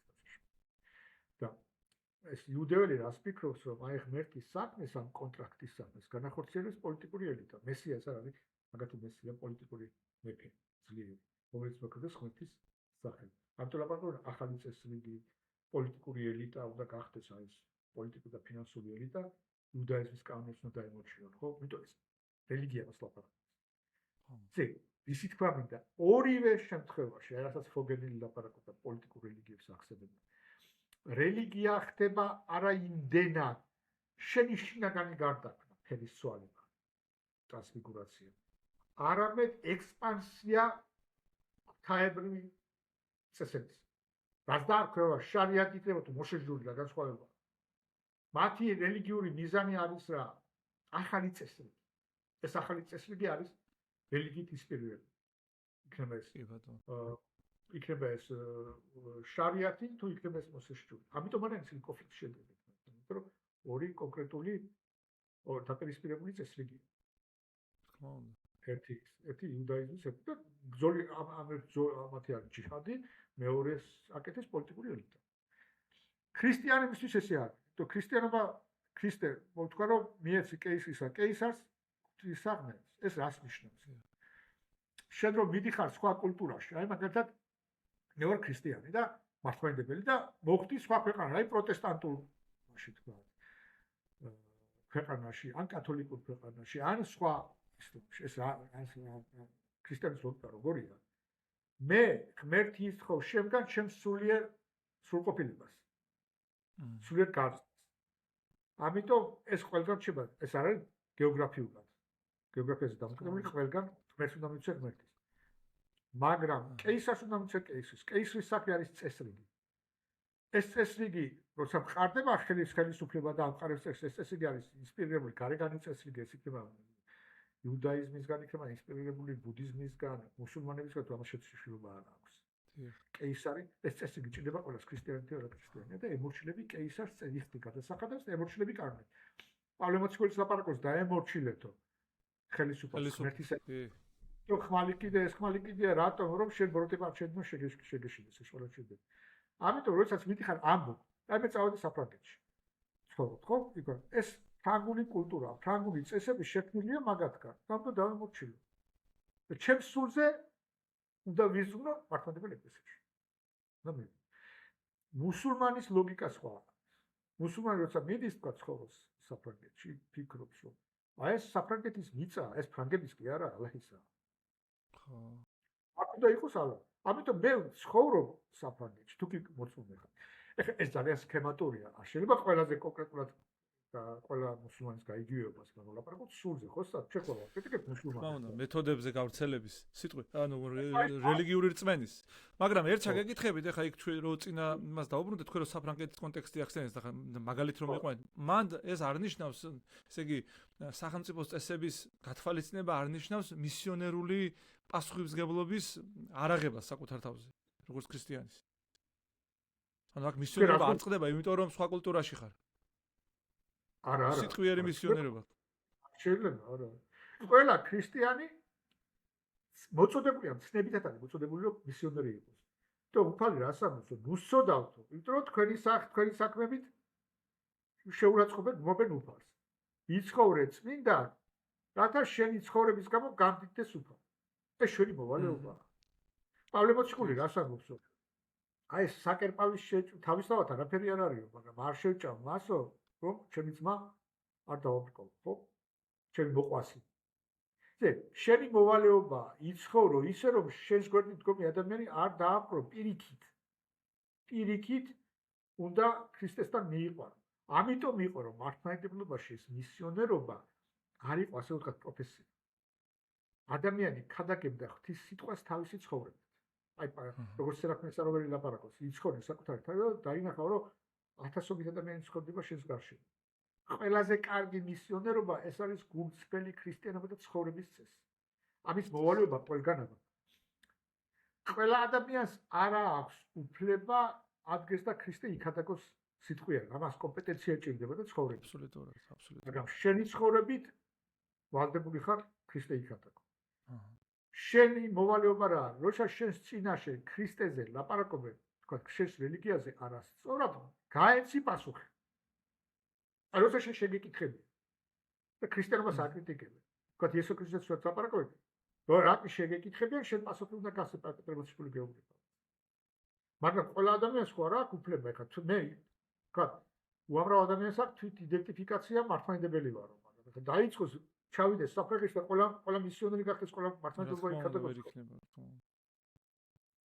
აბსოლუტურად. თუმცა ეს მეთოდოლოგიურად მისიონერობის ინსტრუმენტები განსხვავებულია ისლამში და განსხვავებულია ქრისტიანობაში. ისლამში ეს ცოტა რადიკალურია, სისხლით და מחვილით, თუ ცეცხლით და מחვილით არის მისი გავრცელების ლეგიტიმაცია აქვს მოკლედ ისლამს განსხვავებით ქრისტიანობისგან, სადაც გავრცელება ხდება მხოლოდ სიტყვით. და პატიოსნებით. აბას არის ისლამში არის ისლამი არ მალავს. ხო, რა თქმა უნდა, ჯიჰადის ფენომენი ეს არის თავისი არსით. ხო, ესე უნდა თქვა, რომ ჯიჰადი ანიშნავს აუცილებლად ომს. ომი იწყება მაშინ, როცა შესაძლებლობას არ გაძლევენ, რომ ჯიჰადს დაემორჩილოს. აი მაშინ, ესე გავუწევენ, შეიძლება საერთოდ. მაგრამ ხო, ყურანში არის ისეთი რაღაცა, რომ შეშექდება წარმართით. აი ჩვენ ახლა ქრისტიანები და ებრაელები წიგნის ხალხი ვართ რა. ანუ რა ვეყნობით სწორ წიგნს, მე თუმცა მე ვამახინჯოთ ისლამი ლაპარაკობს ამას, რომ აი ღმერთს ვიღაცები შეუამხანაგეთ. ესე ეს უზარმაზარი ცოდვა, ანუ აი სამებაზე თქვა ჩვენთან აი ეს დავარკვიეთ, შევარკვიეთ ძეინ და სულიწმინდა გამოვაცხადეთ ღმერთი. იქ თუმცა სულიწმინდაზე კი არა, თალმუდი ყურანი ლაპარაკობს, რომ თითქოს შენ ღვთისმშობელს ვაღმერთებ. ჩვენ სამება არის არ ლაპარაკობ, ჩვენთან რომ სამება მამა, ძე და სულიწმინდა. ასე ვთქვათ არის მუსულმანობა. ყურან ლაპარაკობს, თვითონ შენ გავაღმერთე ძე და ღვთისმშობელი მამა. მათი სამი მასო. ხო. მე და ეს რაღაცებს აბრალებენ იუდეველსაც. და სამებას არა სხვა. თვითონ რა ხაზი დავიწყეს ლაპარაკი. მეთოდები, ესე იგი მისიონერული მეთოდები და ინსტრუმენტები. იქ განსხვავებულია, ჩვენთან განსხვავებულია. ჩვენ დასაწყისში მაინც აი ხმლით აღებწოდა ქრისტიანებს და იუდეებს. მაგრამ წარმართი რო შეხვდება თავიდანვე ავთენტური ისლამში ესე არის, რომ უნდა შესთავაზო სწორი წვრა თუ არ დაგიჯერეს მე შემოხსოვდება. ესეთი სურები აქვს. ეხლა ინტერპრეტაცია. ლაპარაკობენ სხვადასხვა უნდა რომ ეს რაღაცა. საერთოდ ისლამის გავრცელება მოხდა ხმლით. ექსპანსია ჰქონდა საოცარი. მაგრამ ეს დაიწყო მას შემდეგ, რაც გაძლიერდა პოლიტიკურად. შემთხვევითი არ არის. წელთაღრიცხვა ისლამის იწყება როდესაც გადავიდა მედინაში. და არა მაშინ, როდესაც გამოცხადებები დაეწყო, ან დაიბადა მუჰამედი. რატომ არ? საინტერესო ფენომენია სხვა შორის. იმიტომ რომ როდესაც მედინაში გადავიდა, იქ შექმნა პირველი თეოკრატიული სახელმწიფო. პოლიტიკურად დაფუძნება მოახდინა მან საკუთარი თავის და აქედან იწყება წელთაღრიცხვაც.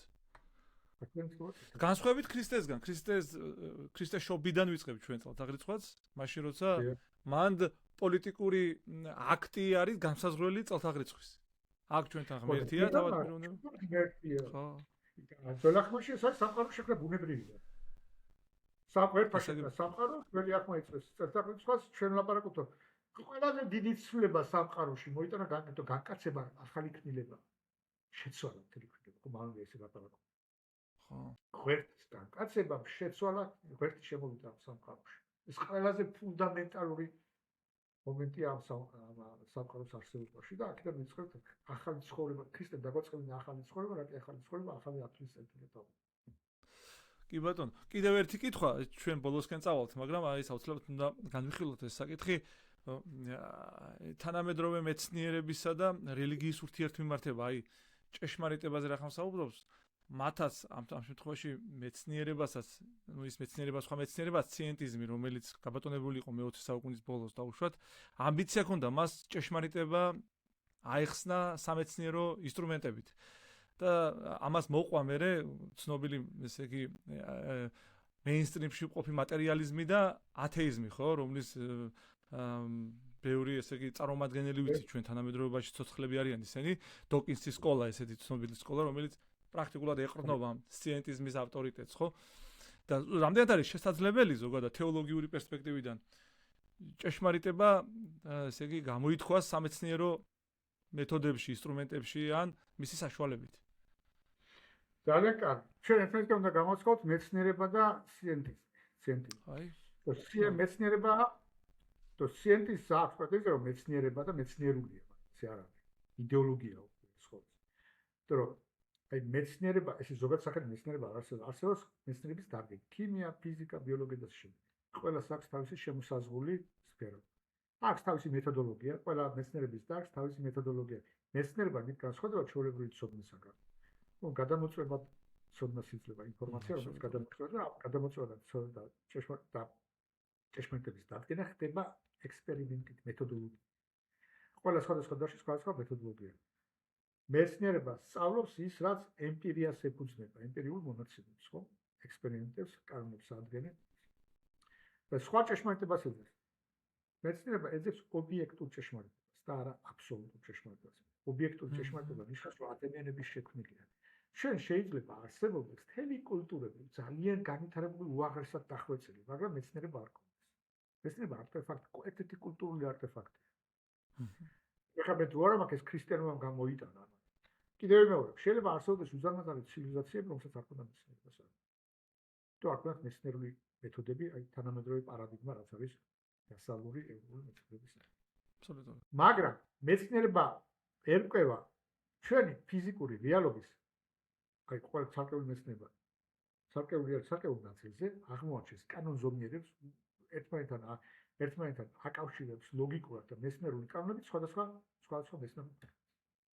მაგრამ მეცნიერებას არ შეუძლია დაამტკიცოს არასპრინციპულად, რომ ჩვენი რეალობა შედგება მხოლოდ და მხოლოდ იმ ფიზიკური სამყაროსაგან, რომელსაც მეცნიერება სწავლობს. ეს არ არის მეცნიერება. ამის პრეტენზია აქვს სიეტიზე ლაპარაკობს, რომ მე აბსოლუტურად ყველა კითხვაზე შემიძლია პასუხი, რომელსაც არ შემიძლია, იმის უაზროა. გესმით? ზე, ასამბლოს, თუ მე არ შემიძლია მეცნიერული მეთოდებით პასუხობ, ის პასუხი არ უნდა საერთოდ ის კითხვა უაზროა და როგორ არის? მეცნიერებას არ შეუძლია პასუხოს მე სული უკტავია, ღმერთი არსებობს თუ არა. თქვენ შეიძლება რომელიმე მეცნიერმა გითხრას, რომ სული მოკვდავია, ან უკტავია, ან ღმერთი არსებობს ან არ არსებობს, ის გელაპარაკებათ არა როგორც მეცნიერი, არამედ როგორც ადამიანი. ეს ადამიანი შეიძლება ექვემდებარებოდეს თქვა იდეოლოგიზირებული სფეროში იყოს სიენტიზმის სახით. სიენტიზმი არ არის, სიენტიზმი არ აქვს უფლება, რომ ილაპარაკოს მეცნიერების სახით. მიანა იდეოლოგიათ იქცა. იმიტომ რომ გადის მისი კომპეტენციის საზღვრებს გარეთ. ქიმიკოსს არ შეუძლია გიპასუხოს. ქიმიკოსმა იცის ქიმიური სწავლობს ქიმიურ პროცესებს. არ შეუძლია გიპასუხოს თქვენ კითხვაზე გვერდი არსებობს. იმიტომ არ მოიცემა ქიმიური რეაქცია შემოიღება. და სულის უკტა. ესა. როგორც გითხარით, მეცნიერება ეძებს ობიექტურ ჭეშმარიტებას. ანუ ამბობს, რომ ჩემგან დამოუკიდებლად არსებობს რაღაც რეალობა, ეს რეალობა უნდა შევისწავლო, მაგრამ ძალიან გულუბრყვილობაა, აი ეს რომ თითქოს ბევრ ადამიანს მეუნტერს წარმოუდგენია, რომ არსებობს რაღაც ჩვენგან დამოუკიდებელი რეალობა და ყოველი მეცნიერება აკეთებს აი ამ რეალობის ცალკეული ნაწილის კოპირებას. აი ესე მეცნიერება რა მე ხა ჭეშმარიტება აღმოაჩენ რაღაც რეალობის რაღაც ნაწილზე, აი სოციოლოგია იქნება თქვა, ფიზიკა იქნება, ქიმია იქნება, ბიოლოგია იქნება. რაღაც ნაწილის ჭეშმარიტად კოპირება გავაკეთე სამყაროს. არ არის ეს სწორი. ინსტრუმენტალურია მეცნიერება. მეცნიერება იღებს არა ჭეშმარიტებებს, არამედ ქმნის მოდელებს, რომელიც უახლოვდება მაქსიმალურად აი ამ რეალურ სამყაროს. თქვენ რო გკითხოთ ეხლა აი იყო ზარმაზარი მეცნიერი, მათემატიკოსი და ფიზიკოსი, ანდრი პუანკარი, რა საოცრებაა ეს კაცი. თქვენს ეს ინსტრუმენტალიზმი აი მას ლაპარაკობს. მეცნიერების დანიშნულება ეს არის პრაქტიკა, რასაც პრაგმატიზმი ლაპარაკობს, რაც მუშაობს სწორედ. აი ეს არის ინსტრუმენტალიზმი, ესე ვთქვა.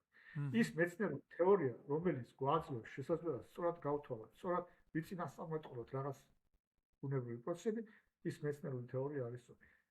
როგორ ამ განმარტებაში რა ხდება? აი ესეთი დავამთავრე, მაგრამ ერთი ყველაზე დიდად ავტორიტეტული მეცნიერული ფილოსოფიის ორი უზარმაზარი წარმომადგენელი პირამიდებრივი თარიღი. კარლ პოპერი და თომას კუნი. სამბობი. აი კარლ პოპერი რას ამბობს? თავარი პრინციპი მეცნიერი როდისაა რაღაც ცოდნა მეცნიერება, როდესაც ემოშება გადამოწმებადია ის ფასიფიკაციაზე. ანუ თქვენ ფაქტების როდესაც ფაქტებს ხსნის, არსებობს რამოდენიმე კონკურენტული კონცეფცია, თეორია, აი მას ასახსნელად. ყველაზე მეცნიერული არის ის, რომელიც ექვემდებარება ფასიფიკაციას, ანუ გაწდის, გეუბნება. თუ ეს ასე არ მოხდება, ექსპერიმენტის მე სწორი არ ვარ. ფასიფიკაციის პრინციპს ემოჩვენა. ისე მეცნიერება წინ მიდის, იმიტომ რომ არასწორ ჰიპოთეზებს ხსნის. ის მეორე განსხვავებით სიენტიზმისგან განსხვავებით, რომელიც უკვე იდეოლოგიზაციას ახდენს მის წარმოდგენების. იდეოლოგიის კრიტიკა არ შეიძლება. თუ იდეოლოგია გელაპარაკება, რომ შენ მე რომ აკრიტიკებ, შენი კრიტიკაც ჩემს სასარგებლოს ლაპარაკობს. აი მაგალითად ფროიდი, ხო? თუ შენ ფროიდს ეტყოდი, რომ თუ შენ ფროიდს ეტყვი როგორაა? როგორ ლაპარაკობს, ყველაფერი მთელი კულტურა, ხელოვნება როგორ არის ლიბიდოს, ანუ ინცესტური მისდრეკილების გამოუნება გიქროდა. აი შენ რომ მე წინააღმდეგები ეს იმის გამო რომ ცხენია და ეს მას ოპტიმიზმს მიმართება. ქვეცნობებში გადაიტანა. იგივეს გეუბნება ნიჩე. რომ ადამიანისთვის გელია, ხო? როცა ეტყვი როგორა ადამიანისთვის გელი ჩვენ აფექტაციური ისე სიმპათია გვაქვს და განვისტით სხვის უბედურებას, გეტყვის აი შენ ახლა ამტკიცებ შენ ჭეშმარიტებას, იმიტომ რომ სუსტი ხარ და პერსპექტივის იღებ ისეთ მოძღვრებას აცხადებს ჭეშმარიტებას შენ კაცი. ხო? ეს ვერ შეიძლება იგივე მარქსი სხვათა შორის. აი ამით განსხვავდება იდეოლოგია მეცნიერებისგან. მეცნიერება უპირველეს ყოვლისა გეუბნება, რომ უნდა ემორჩილებოდე ფალსიფიკაციის პრინციპს. ანუ შენი დებულებებზე შენი დებულებების მზად უნდა იყო, რომ ლოგიკურად ფალსიფიცირება მოხდება. შეცვალო შენი დასკვნები მუდმივად. სხვაგვარად რომ თქვა. პარადიგმები იცვლება ზოგადად ის. აი რაც ჩვენი ეპოქის იქნება სწორად მეცნიერების მეთოდი, მეცნიერული ჭეშმარიტება. ეს ამაში უნდა განიცადოს რადიკალური ცვლილება. აი მაგალითად ახლა ხელოვნური ინტელექტი ახალ პარადიგმას შემოიტანს ეს უერჭველია და ამას ბევრი ლაპარაკობს. მეცნიერული პარადიგმა ცუდად შეიძლება. ეს რას ნიშნავს? აი, ინსტრუმენტალიზმი მეცნიერების ან პრაგმატული გამოყენება მეცნიერული თეორიას სწორია და ესე თქვია, თუ კი ის ხსნის მოცემულ მეცნიერულ ფაქტებს და საუკეთესო ახსნას იძლევა და საშუალებას გვაძლევს ვიცინასწარმეტყველობა. ვთქვათ რა მოხდება. დიახ. მაგრამ რაღაც დროის შემდეგ ეს მოდელი ხდება აუცილებელი ხდება მოდელის ცვლილება. მეცნიერული ფაქტები ხდება, რჩება. აი მაგათ თქვენ რომ ქვას აგდებთ ზემოთ. ის ქვა რო ჩამოვარდება მიზნულობის ძალით, ეს ფაქტები რჩება, მაგრამ კლასიკური ფიზიკის მოდელი ხო მოძველდა. და აუცილებელი გახდა აინშტაინის შემოეტანა ფარდობითობის თეორია, ხო? ნახეთ რა, კოლოსალური ცვლილება შემოიტანა. დრო და სივრცე რადიკალურად გადაგვიწყდა. მაგრამ მეცნიერული ფაქტები რჩება, მაგრამ ამ ფაქტების კითხვის, ინტერპრეტაციის, ათი ხედვის ისა სტრუქტურები რადიკალურად იცვლება. ეს რა გამოიწვია? მეცნიერული თეორია ძველდება და მოდის ახლა. ფაქტები რჩება, მეცნიერული მოდელები და მეცნიერული თეორია ისე განუწყვეტი ისე ჩვენ ხედავთ შეიცვალა. რა არსებობდა ვთქვათ ფიზიკა ნიუტონამდე, ნიუტონის შემდეგი ფიზიკა, შემდეგ აინშტაინის შემდგომი ფიზიკა, შემდეგ კვანტური. პრინციპულად განსხვავებული ფიზიკები ესენ ერთმანეთისგან. ხო. რაღაც ფაქტები რჩება, რა თქმა უნდა მეცნიერული ფაქტები. მათი ინტერპრეტაცია და თეორიები იცვლება. ეს არ არის ჭეშმარიტი. აი, უფრო მოდერნულ ეპოქაში ქონდა პრეტენზია მეცნიერებას ობიექტურ ჭეშმარიტებას სწავლდა, მაგრამ ეხლა ესეც აღარა. აი, პოსტმოდერნული მაგათეჩუშს ვაპარაკობ. თავაზობს მოდელებს. ადრე მაგალითად აი პტოლემეუსის მოდელი იყო, ხო? კი. მაგალითად რომ დედამიწა არის ცენტრი. ის ხალხია, გულუბრყვილა სულელი ხო არის? გამოთვლების საშუალებას აძლევდა წინასწარმეტყველებიდან ზის დაბნელებას, თორის დაბნელებას, ეს მეზღვაურები დადიოდნენ და ეს პტოლემეუსის საუკეთესოდ ეხლა რაღაც მომენტის შემდეგ საჭირო იყო მოდელის რადიკალური შეცვლა შეიცვალა. და მე ისევ დაუბრუნდა იმ ჰელიოცენტრულ მოდელს. არა, ხო, ეხლა გაილეო გალილეის დროს დაუშვათ. ხო, ესე ეხლა რა ხდება? მე ის თქვა მინდა. აი ეს ობიექტური მეცნიერებას არ უნდა გქონდეს პრეტენზია საერთოდ, რომ ჭეშმარიტება იქცევა შეუძლია და მით უფრო ვთქვათ რელიგიური ჭეშმარიტების უარყო. ორ სხვადასხვა რაღაცაზე ლაპარაკობ. და აი ეს ჩვენ შეიძლება დაუშვათ რომ ის სწავლობს რაღაც ობიექტურ ჭეშმარიტებას, მაგრამ ამა უკვე მეცნიერების ფილოსოფოსები ლაპარაკობენ რომ ეს სწორი აღარა. მეცნიერება უფრო მოდელებს გვთავაზობს, ვიდრე არსებული სამყაროს ჭეშმარიტ კოპირებას. ასე ვთქვა. ეხლა რა განსხვავება მეცნიერებას და რელიგიას? აი ეს გალილეო გალილეის მიეწერება ეს ფრაზა, მაგრამ სინამდვილეში ბალაგნინმა წარმოთქვა და თქვა ეს. ასტრონომიას სწავლობს როგორ მოძრაობენ პლანეტები. მაშინ როდესაც წინა წერილი ცეცაში. მაშინ როდესაც წინა წერილი გვასწავლის ჩვენ როგორ მოხდით ცეცაში. ეს ორი განსხვავებაა. რა თქმა უნდა. ჩვენ რაც არ უნდა კარგად შეისწავლოთ გეოგრაფია. აი და ასეთ მიწევით ცოდეს. საქართველოს და სოფიოში სადრა ქალაქია და როგორ უნდა როგორ არის ოპტიმალური გზა ამა თუ იმ ქალაქში ჩახვიდე და მოხვდე, ხო? ეს არის მეცნიერული ცოდნა, მაგრამ თქვენ მეცნიერულ ცოდნაზე დავტოვეთ, მე ვეთქვით, რომ მე სანდა წავიდე, ეს მე სანდა წავიდე, სად ვიცხოვ, ეს დამოკიდებულია ჩემს შინაგან სამყაროზე, ჩემს ფასეულობაზე, ჩემს ინდივიდუალურ მიზნებზე. მეცნიერება ლაპარაკობს ზოგად კანონზომიერებს და რელიგია გელაპარაკება როგორ დაემორჩილოთ ღვთისნებას ინდივიდუალურად. როგორ და ჭყალებში ქოთრამდე ღვთის გაგებულების იმპლანტაცია როგორ უნდა მოხდეს. იმპლემენტაცია. ეს უცხო რაღაც. ორ სულად განსხვავებული სფერო. აი თუ ლაპარაკობდი რომ ორი ციგნის შუა საუკუნეებში იყო ორი ციგნის თეორია, ხო? ჩვენ ერთი არის სამყარო ციგნი, რომელიც სწავლობს ღმერთის სიბრძნეს. ღმერთმა როგორ შექმნა ეს სამყარო? არ ციგნი. მეორე წინა წერილი, ეს არის მეორე ციგნი, რომელიც გვასწავლის როგორ დავემორჩილოთ, როგორ ამოვიცნოთ უფლისნებას. ზორი განსხვავებული რა. კი ბატონო. ეს კონფლიქტი საოცარი დასასრულია ბატონო თემურაზ, მინდა გითხრათ, რავი, თუ რამე დამატება ხო არ გინდათ, რამე ისეთი ხო არ არის, რისი თქმაც გინდოდა და მე შეკითხვა ვერ დავსვი ან რამე მსგავსი. ეს როგორც ყოველთვის ასეთი რაღაცა ძალიან ბევრი იყო და უცებ პრობლემა მოიჩა.